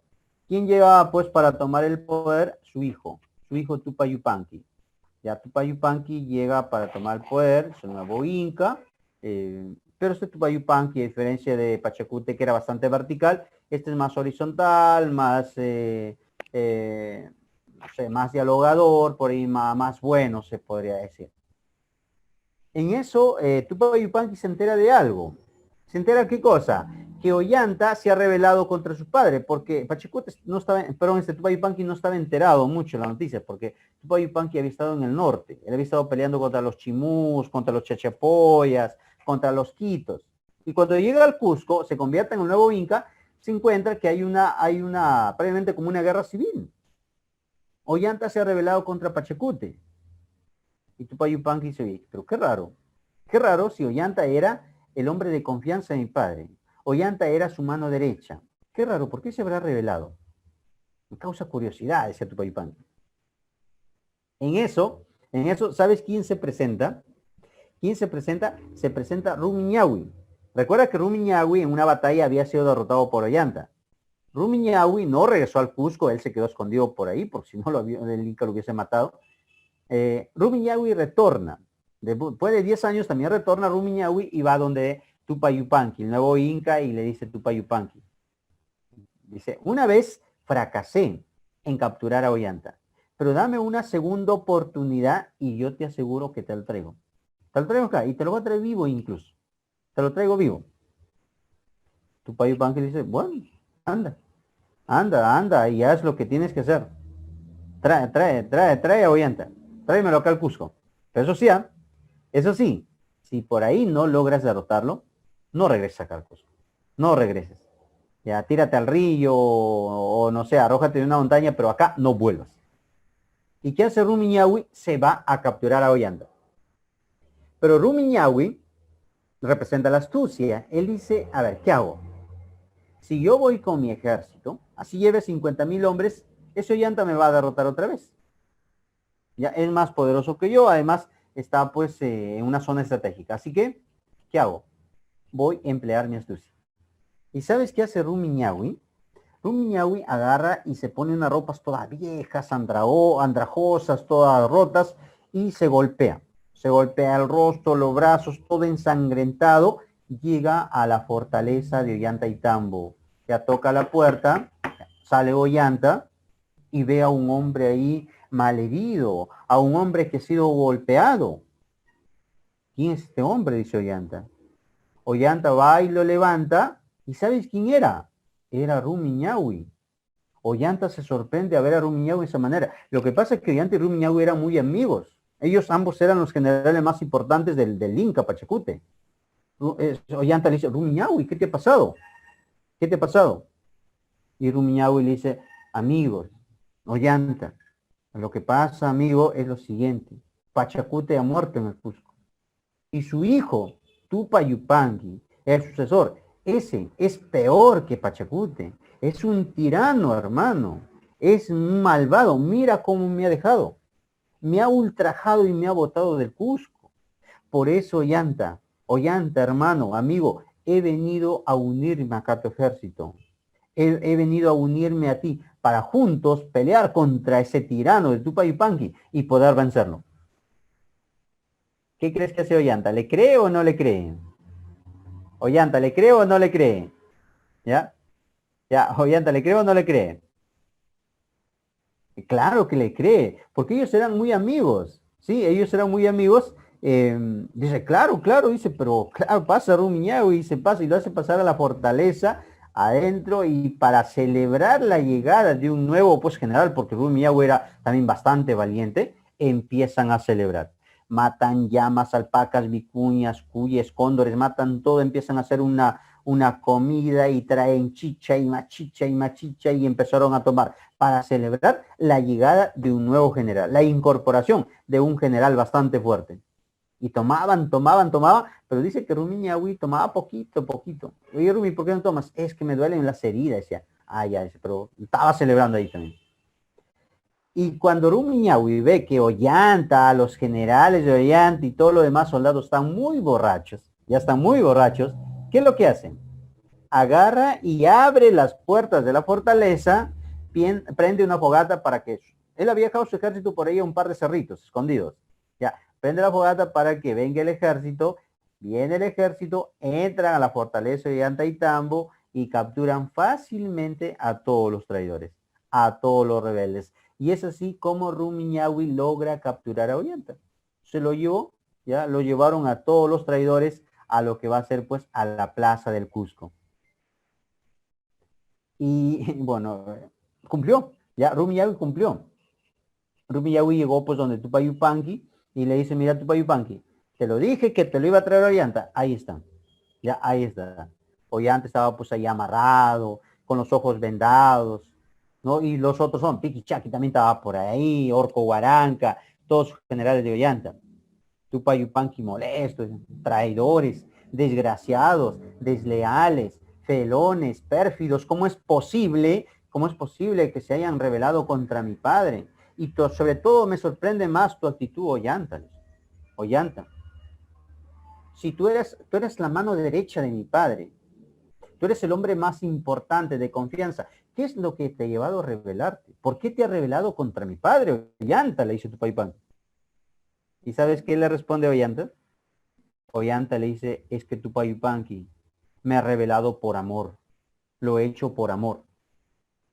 Y cuando él menciona esta palabra por amor, a Tupac Yupanqui le parece interesante la respuesta. Le dice, oye, por amor has sido capaz de rebelarte contra mi padre, de construir una fortaleza inmensa, en todo caso, de estar como 10, 11 años de rebelde. ¿Todo por amor? Sí, Tupac Yupanqui, todo eso lo he hecho por amor.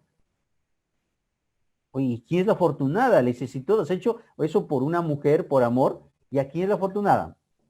A la afortunada, es tu hermana, le dice, ¿no? Y en eso dice que ya Tupac Yupanqui estaba por molestarse, ¿no? Y una porra, pues, cortarle la cabeza ahí a Ollanta, y aparece una niña. Y aparece una niñita que sabía tener sus 10, 11 años, una niñita llorando, dice, por favor, el Inca, ¿quién es el Inca? Quiero hablar con el Inca. Tupac Yupanqui le dice, ¿qué pasa, niña? Yo soy el Inca. Dime quién eres tú. Dice, por favor, Inca, dice, tú eres el único que puede salvar a mi madre. Mi madre está en el Ayahuasca, está moribunda. está a punto ya de morir. Solo tú puedes salvarla, Inca. Por favor, gran Inca, vamos a la ayahuasca y salva a mi madre, por favor. Te lo pido de rodillas, esta niñita llorando. El Inca se compadece al ver a la niña en esta situación, y esa historia de Ollanta, Relace por Amor, ya como que a Tupac Yupanqui no le parece tan grave. Entonces, ¿qué hace? Ordena que a Ollanta le desaten las ataduras y también le saquen la venda de los ojos y dice, oye, Ollanta, a ver, vamos a ver la ayahuasca que hay por ahí. Hay una niña que dice que tiene a su madre moribunda. A ver, vamos a la ayahuasca. Acompáñame. Y Tupac Yupanqui y Ollanta van a la ayahuasca. Llegan a la ayahuasca, la niña dice, por acá está mi madre. Y lo lleva al fondo, puso una celda y en la ayahuasca. Y cuando llega al fondo, en verdad, ahí hay una mujer cadavérica. Hay una mujer que está a punto de morir. Ollanta la observa bonito, la mira bonito y dice, oye, Tupac Yupanqui, ella es Cusicoyur, ella es mi palomita, ella es mi amada, ella es la culpable por quien yo he hecho toda esta rebelión. ¿Qué hace Ollanta? Baila, levanta Cusicoyur al ver a su amado Ollanta también después de 10 años, ¿qué hace Cusicoyur? No quiere morirse, sino que vuelve a la vida y se abrazan pues con un previamente bastante fuerte. Y luego dice, oye, ¿y esta niña? ¿Esta niña cuántos años debe tener? 10, 11 años. Ah, entonces esta niña es nuestra hija. Es nuestra hija. ¿Quién era esa niña? Era Imazuma. ¿Y qué hicieron? Los tres se abrazaron fuertemente y lloraban de emoción y lloraban después de ese reencuentro previamente de 10, 11 años. Y como era una escena bastante conmovedora, ¿qué hizo Tupac Yupanqui? Tupac Yupanqui también se unió al abrazo y empezó a llorar. Dijo, ¿sabes qué? ¿Sabes qué, Ollanta? Mira, ya que has encontrado pues a mi hermana, cásate con ella. Ya, cásate con ella, ya tienes tu familia, ya has encontrado a tu hija, cásate con ella. Ollanta dice, ya estoy casado. Ya no importa, cásate otra vez, dice, ¿no? Pero cásate con ella, te perdono, ya te devuelvo todos tus privilegios que tenías. Y es más, Ollanta, tú quédate acá como un Inca reemplazante, quédate acá reemplazándome, porque tú sabes que a mí me gusta la guerra, a mí no me gusta estar ocioso acá en el Cusco. Me voy acá a pelear contra los collas. Voy a vencer a los coyevinos, ya vengo. Mientras tanto, quédate acá como el nuevo Inca. Y Ollanta se quedó ahí como el nuevo Inca, junto a su esposa Cusicoyur y también a su hijita llamada Imazuma, y todos son felices. ¿Ya? Y todos son felices. Eso viene a ser, chicos, la famosa historia de esta obra maravillosa que es Ollantay. Ya, Ollantay. ¿Y cuál es el tema? ¿Cuál es el tema que se aborda acá? El género es dramático, es un drama. Hay dos temas, ya hay dos temas. Ya hay dos temas que es el tema del amor y el tema del poder. Ya el amor y el poder. Ya el amor y el poder. El poder, tenemos dos clases de poder. Primero tenemos un poder bastante severo, un poder vertical, un poder, pues, en este caso, implacable. ¿De quién? Por parte de Pachacute. Un poder autoritario por parte de Pachacute.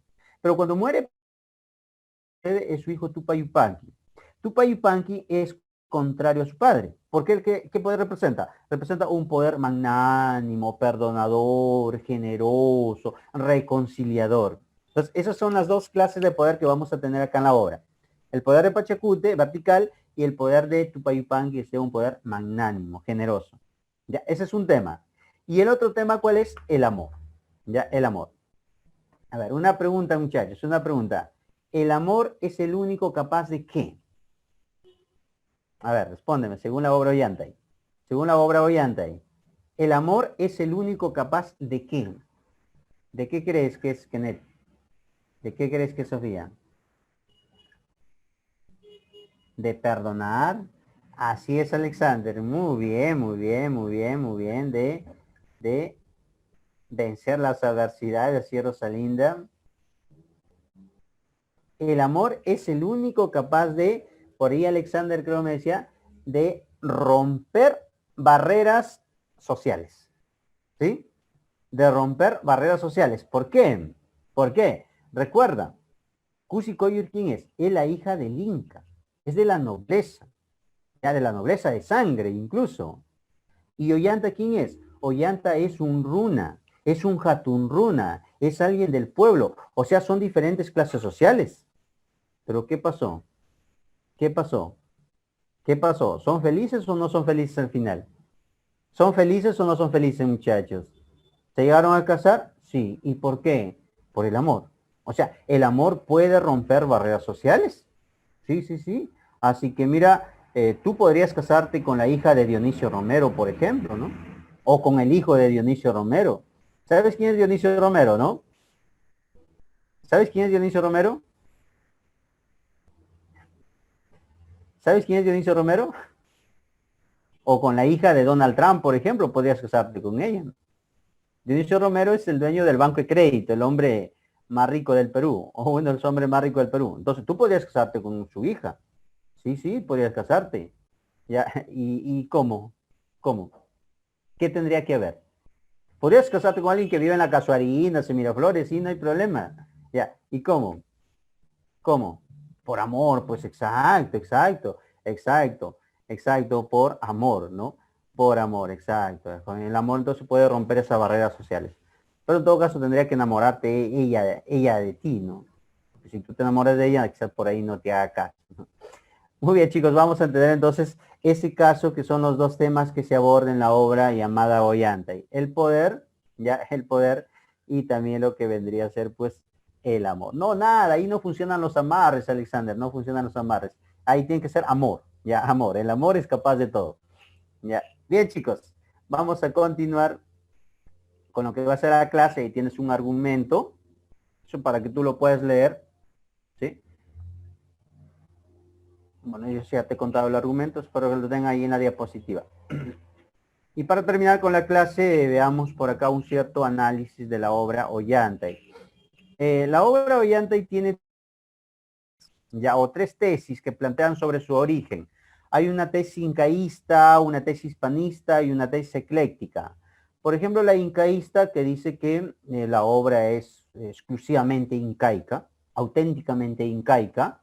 A ver, ¿por qué? ¿Por qué nosotros consideraríamos que la obra Ollantay es incaica? ¿Por qué, muchachos? ¿Qué características te llevan a pensar que el Ollantay es una obra incaica? ¿Qué características tú podrías mencionar? ¿Por qué? Esta tesis fue defendida por Sebastián Barranca, por ejemplo, por Vicente Fidel López. Fue defendida. Pacheco Segarra, por ejemplo, Gabino Pacheco Segarra. ¿Por qué? En primer lugar, porque está escrita en quechua, ¿sí o no? Ya, en segundo lugar, los personajes. ¿Los personajes quiénes son? Incluso hay personajes históricos. Correcto, es por el espacio también donde se desarrolla. ¿Dónde se desarrolla? En el Cusco, Sacsayhuamán, te menciona el Palacio del Sol. Los nombres, Pachacute y Tupayupan, que fueron dos incas que existieron. El tema, incluso parte de esa temática, ya, la temática sí, la temática no tiene que ver ya con lo que serían los incas. A ver, ¿sabes por qué la temática no tendría que ver con el imperio inca? ¿Por qué? En primer lugar, el perdón es una idea de quién. Ya, el perdón es una idea de quién. ¿De dónde viene esa idea del perdón? Ya, claro, claro. La idea del perdón ya es un asunto más religioso, pero cristiano. Ya, cristiano. O sea, eso ya sería europeo. Eso ya sería hispanista. Y lo otro es la idea del amor. Ya, la idea del amor, como que esa idea del amor también es muy idealizada. Ya, es muy idealizada, ¿por qué, chicos? Porque los incas, ya los incas pues eran clasistas. Ya, eso era imposible que un runa se meta con la hija del Inca, eso no ocurría. Es más, y también ellos no perdonaban a los traidores, los incas no perdonaban a los traidores. ¿Tú te imaginas a Tupac Yupanqui perdonando a un traidor? Eso no pasaba. ¿Te acuerdas de ese poemita que leíamos? Ese no, y bebamos en el cráneo del traidor y de sus huesos hagamos flautas y luego hagamos una fiesta. Claro, pues ellos no perdonaban, ¿no? Como que ahí sí la temática se aleja. Ya, además, pero sí los personajes, la leyenda o lo que viene a ser por ahí la lengua en que está escrita. Ahora, el tesis hispanista defendida por Ricardo Palma, Menéndez Pelayo, que decían que esta es una obra que tiene pues características del teatro de la Edad de Oro. ¿Hemos visto esa parte? Sí, hemos visto esa parte. Que sí, pues el drama Ollantay se parece mucho a Fuentevejuna, se parece mucho a lo que viene a ser La vida de sueño, por el gracioso, por ejemplo, ya por lo que vendría a ser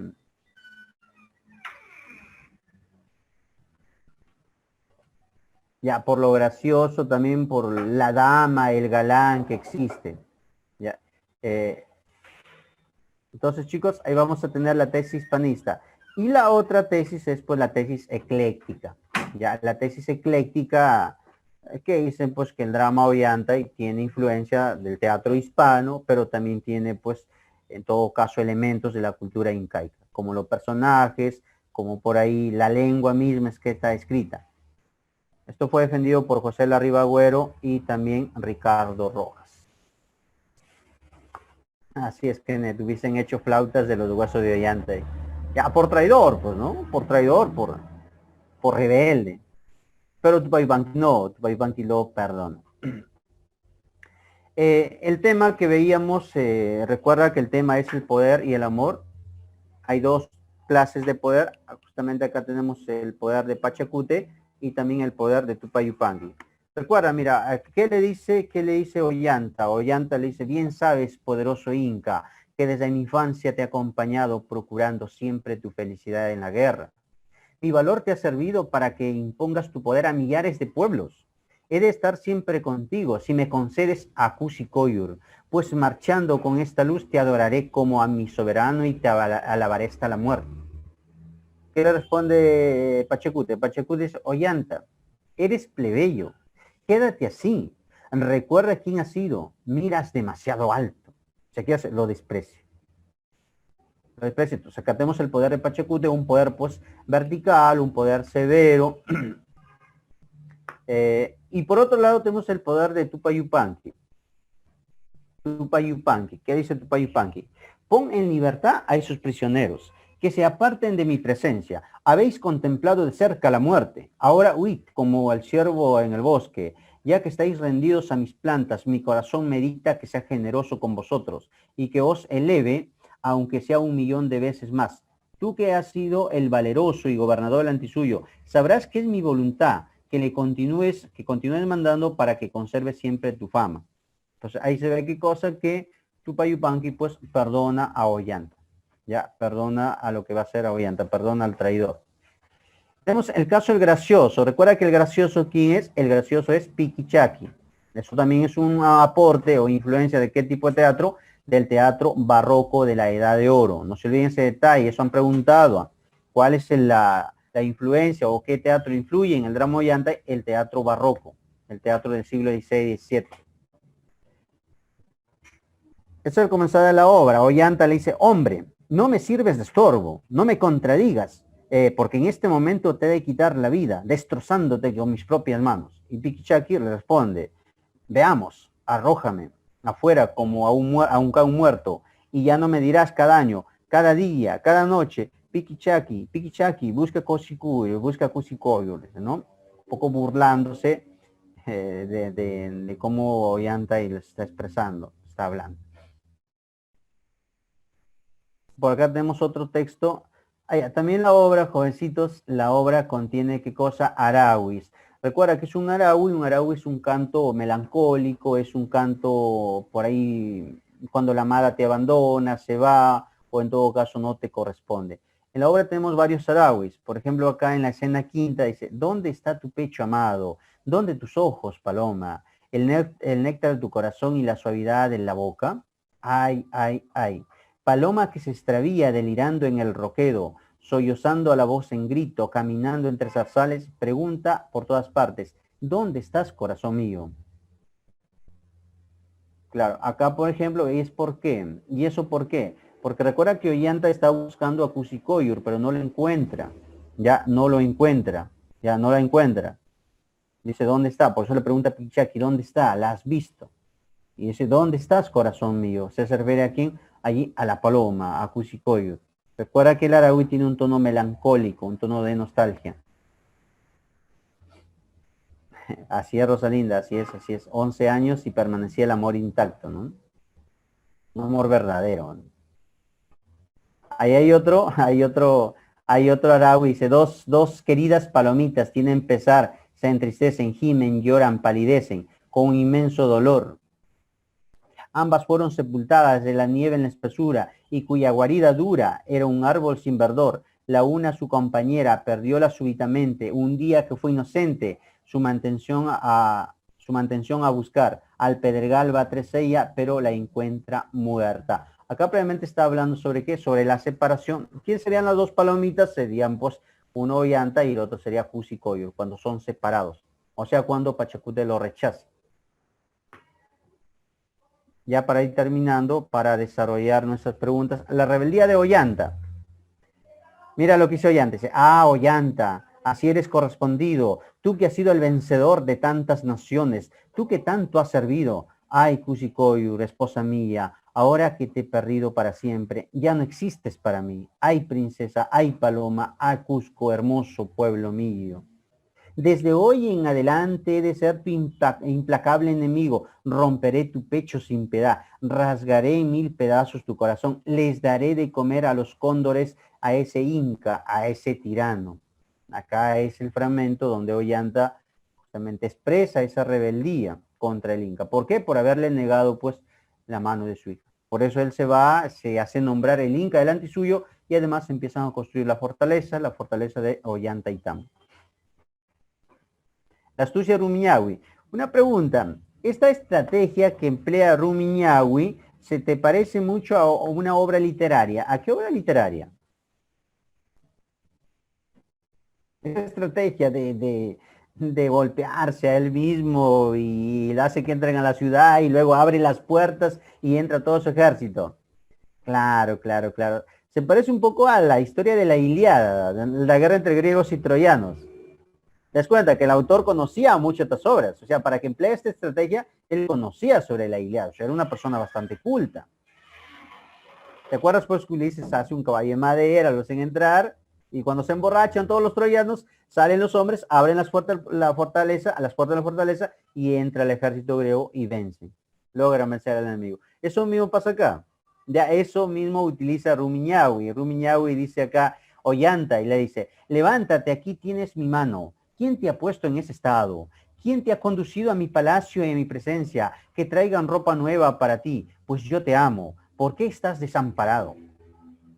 Rumiñahui dice, el nuevo monarca Tupac Yupanqui que ahora gobierna en el Cusco es un feroz tirano, vive en medio de revueltos de sangre, de huellas sin perdonar a nadie, sin saciar jamás su corazón, todo lo inmola en su delirio y así corre el suncho rojo. Yo soy el valeroso el antisuyo, tal vez me recuerdas, conociendo esto, Tupac Yupanqui me llamó a su territorio, en ese su depravado corazón piensa una cosa y manda otra. Mira, que eres mi padre y mi madre, aquí me tienes en tu palacio, ¿no? Ahí previamente es cuando Rumiñahui lo engaña al pobre Ollanta. Ollanta le cree, porque recuerda que ellos eran muy amigos, ellos se conocían muchísimo tiempo, habían peleado juntos, pero logra engañarlo pues al valiente Ollanta. Bueno, y para terminar, una pregunta Deco, donde nos habla de qué tipo de teatro tiene influencia lo que viene a ser la literatura o el teatro quechua español.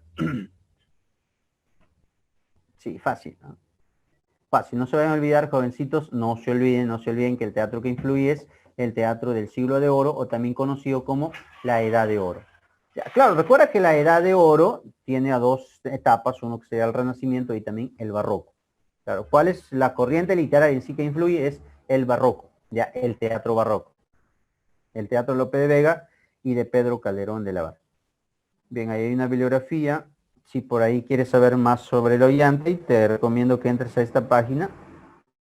Ahí puedes leer algo más. Y si quieres leer la obra completa, también está por acá la obra completa. Ahí está la obra completa, puedes leerlo todo. Bien, vamos con la pregunta número 1. Vamos con la pregunta número 1. ¿Qué dicen? ¿Cuál es su clave? Eso es lo que te decían. Ya, esto es lo que te mencionaba sobre el examen de admisión que fue el año pasado.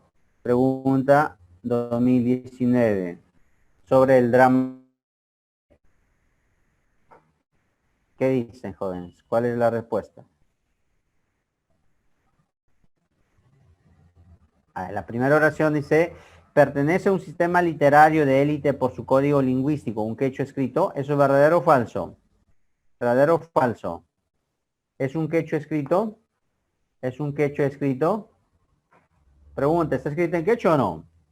¿Está escrita en quechua o no? No, ¿en qué está escrita? ¿Está escrita en español? No, no, no, no, no te pases, pues, no te pases, no te pases. A ver, por eso, justamente, yo te aclaré esta parte. La obra Ollantay, ¿a qué etapa pertenece? ¿A la etapa prehispánica o a la etapa colonial? ¿En la etapa prehispánica o en la etapa colonial? Muy bien, y dime, ¿en la colonia había o no había escritura? ¿En la colonia había o no había escritura? Claro que sí había escritura, jovencitos. ¿Quiénes trajeron la escritura? Lo trajeron los españoles. Entonces, el drama Ollantay pertenece a lo que va a ser un quechua escrito o no está escrito en quechua. Claro que sí, eso es verdadero, ya eso, por eso hay que tener cuidado ahí. Ahora, sería diferente cuando te dijeran que el drama Ollantay fue escrita en la época prehispánica. Eso sí sería incorrecto, porque en la época prehispánica sí no existía escritura, los incas eran ágrafos, pero el Ollantay se compuso en la época colonial, por lo tanto está escrito en quechua. Ahora, no sabemos quién lo compuso, ya no sabemos quién es el autor, ya eso es lo que no sabemos, pero la obra sí, el original está escrito en quechua. Más adelante ya lo han traducido al castellano, al alemán, al inglés. Ahora, la 2 dice, corresponde a la literatura de masas por su apropiación de los códigos del teatro barroco. A ver, con ustedes hemos estudiado el barroco. Pregunta, ¿el barroco era una literatura de fácil entendimiento o era muy complicada? ¿Te acuerdas del Quijote, de la vida de sueño, de las soledades de Góngora? Ya, el barroco era una literatura compleja, ¿ya? O de fácil acceso, que todos podían entenderlo, el pueblo podía entenderlo. No, de hecho que no, ya de hecho que no. Cuando dice literatura de masas por ser del barroco, eso es falso. Ya el barroco no era una literatura de masas, era una literatura solamente para unos cuantos. Eso es incorrecto. Ahora, la 13. El argumento no está desarrollado en una unidad de acción, tiempo y escenario. ¿Tú qué dices? ¿Verdadero o falso? Respeta las unidades clásicas. Tú te recuerdas las unidades clásicas, ¿no? ¿Te acuerdas la unidad de tiempo, de acción, de espacio? ¿Estaba en Edipo Rey? ¿Qué decían en Edipo Rey? Una obra solo dura un día, ya significa un solo lugar y habla de un solo tema. Pregunta, ¿Ollantay cumple esas tres unidades clásicas o rompe esas unidades? ¿Hay un solo lugar? No hay un solo lugar, porque está el Cusco, también está la fortaleza de Andaitambo.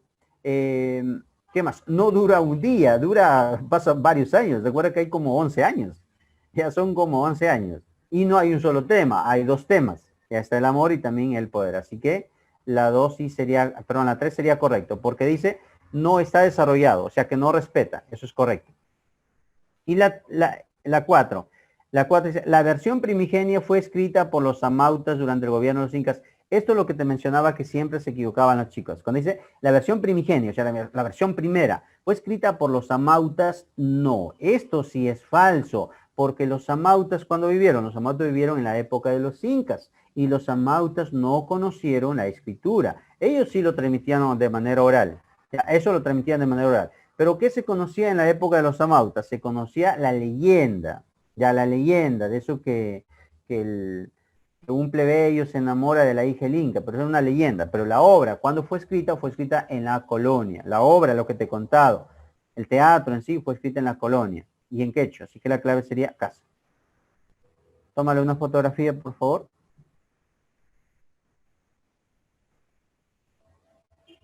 ¿Ya está? Dime, Rosalinda, dime.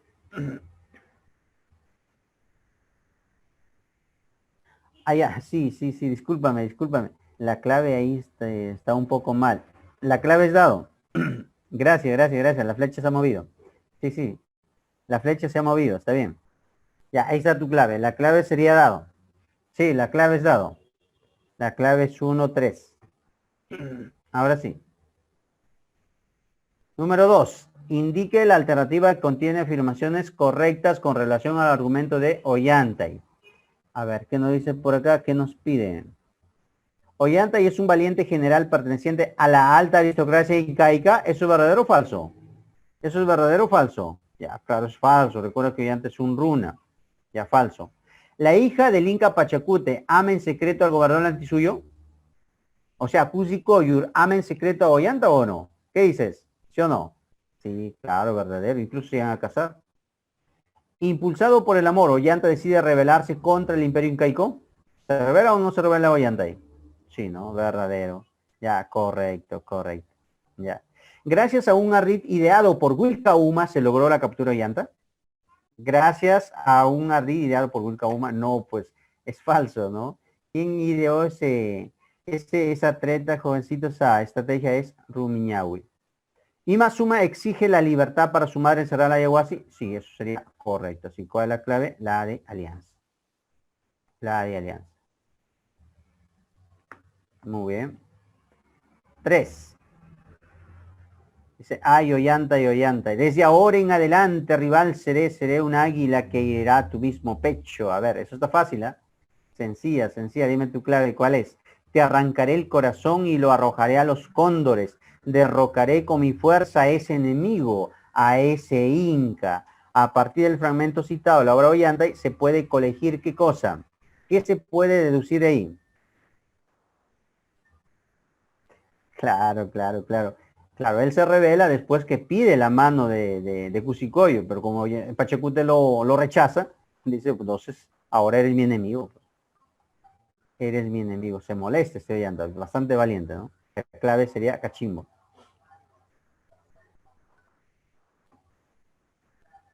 4. No, esto también está facilísimo, lo hemos leído incluso. Ya lo hemos leído. Dos palomitas tienen pesar, se entristecen, gimen, lloran, palidecen. Dime, ¿cuál es tu clave? Según su temática, los versos anteriores de Ollanta y corresponde a una especie lírica denominada, ¿cómo se llamaba esa especie que te habla del amor nostálgico, el amor melancólico, cuando no te quieren, te rechazan, te dejan solo? No, el Ayataki es de la muerte.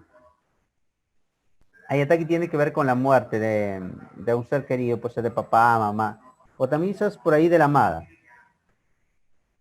Claro, es el Arawi que tiene que ver más que todo con la no correspondencia amorosa. La clave sería Dios.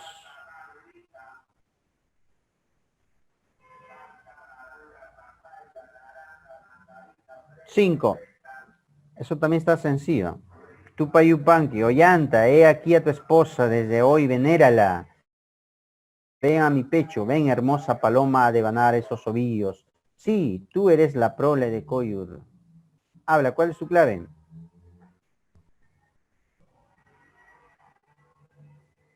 Ollanta dice, oh noble, tú eres nuestro amparo, tus manos apartan todo dolor. Tú eres nuestra sola y única aventura. Recuerda que hay dos tipos de poder, el poder de Pachacute y el poder de Tupayupanqui. El poder de Tupayupanqui es un poder pues magnánimo, perdonador, a todo lo contrario al padre. Recuerda que esto solamente pasa en la literatura. En la literatura puede pasar de todo. En la vida real eso no pasaba, pues jovencitos. Ya en la vida real el Inca no perdonaba a los traidores. Sin embargo, acá lo perdona. Lo perdona que incluso lo deja como el Inca de reemplazo. Como un Inca de reemplazo ahí en el Cusco. La clave sería casa. Última pregunta. La obra Ollanta y se puede caracterizar como un drama. A ver, ¿qué dices? Habla. Habla, dime tu clave ya para terminar. La obra Ollanta y se puede caracterizar como un drama. Como un drama incaico, ya, podría ser. Litúrgico, ya, bueno, podría ser rasgos religiosos. Pero pastoril, pastoril, ya, ¿qué pastor hemos hablado, jovencitos, en Ollanta? ¿Hemos hablado de un pastor? Nah, los pastores son de las églogas, acá no tiene nada que ver. Netamente español, de capa y espada, no, hemos visto que también hay rasgos incaicos y hay rasgos, pues, de lo que viene a ser por ahí hispanos. ¿Ya? De costumbres y caracteres quechuas, ya de costumbres y caracteres, es un drama de costumbres y caracteres, no, no. Se habla por ahí de la temática de los incas. Sí, sería un drama colonial con componentes épicos y líricos. Ya. Componentes épicos porque hay guerra, ya hay lucha. Y líricos, hemos leído que hay arawis, hay poemitas.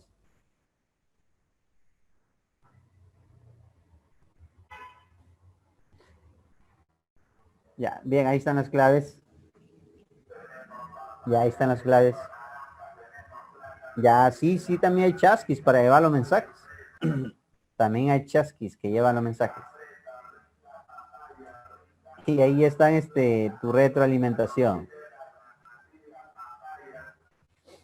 Una papaya, dice. Sí, pues es lo malo, chicos, de las clases virtuales. Pues.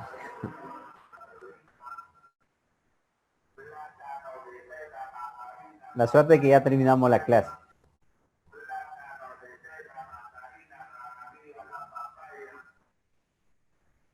Listo. Ah, me pedías la 4, creo. La pregunta 4. Ahí está la pregunta 4.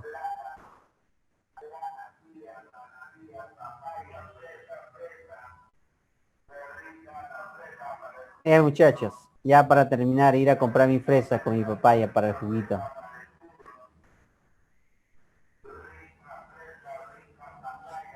Excelente. Nos quedamos ahí, jóvenes, nos quedamos ahí. Nos vemos la próxima. Más bien no se olviden de resolver su tarea domiciliaria y si por ahí hay alguna duda, ya en la siguiente semana conversamos. Más bien la siguiente vamos a hablar de dos obras literarias. Una obra que se llama Los Comentarios Reales, de Inca Garcilaso, y también la obra Nueva Crónica y Buen Gobierno de Felipe Guamán Poma de Ayala. Ya, dos obras, sí, muy buenas las obras. Vamos a estar hablando un poco de historia la próxima semana. La obra Nueva Crónica y Buen Gobierno se caracteriza por tiene dibujitos. Ya eso, a lo menos revisen los dibujos. Ya los dibujos, tiene como 400 dibujos. Sí, la obra tiene muchos dibujos. Bien, muchachos, nos quedamos ahí. Igual, Rosalinda. Cuídense mucho.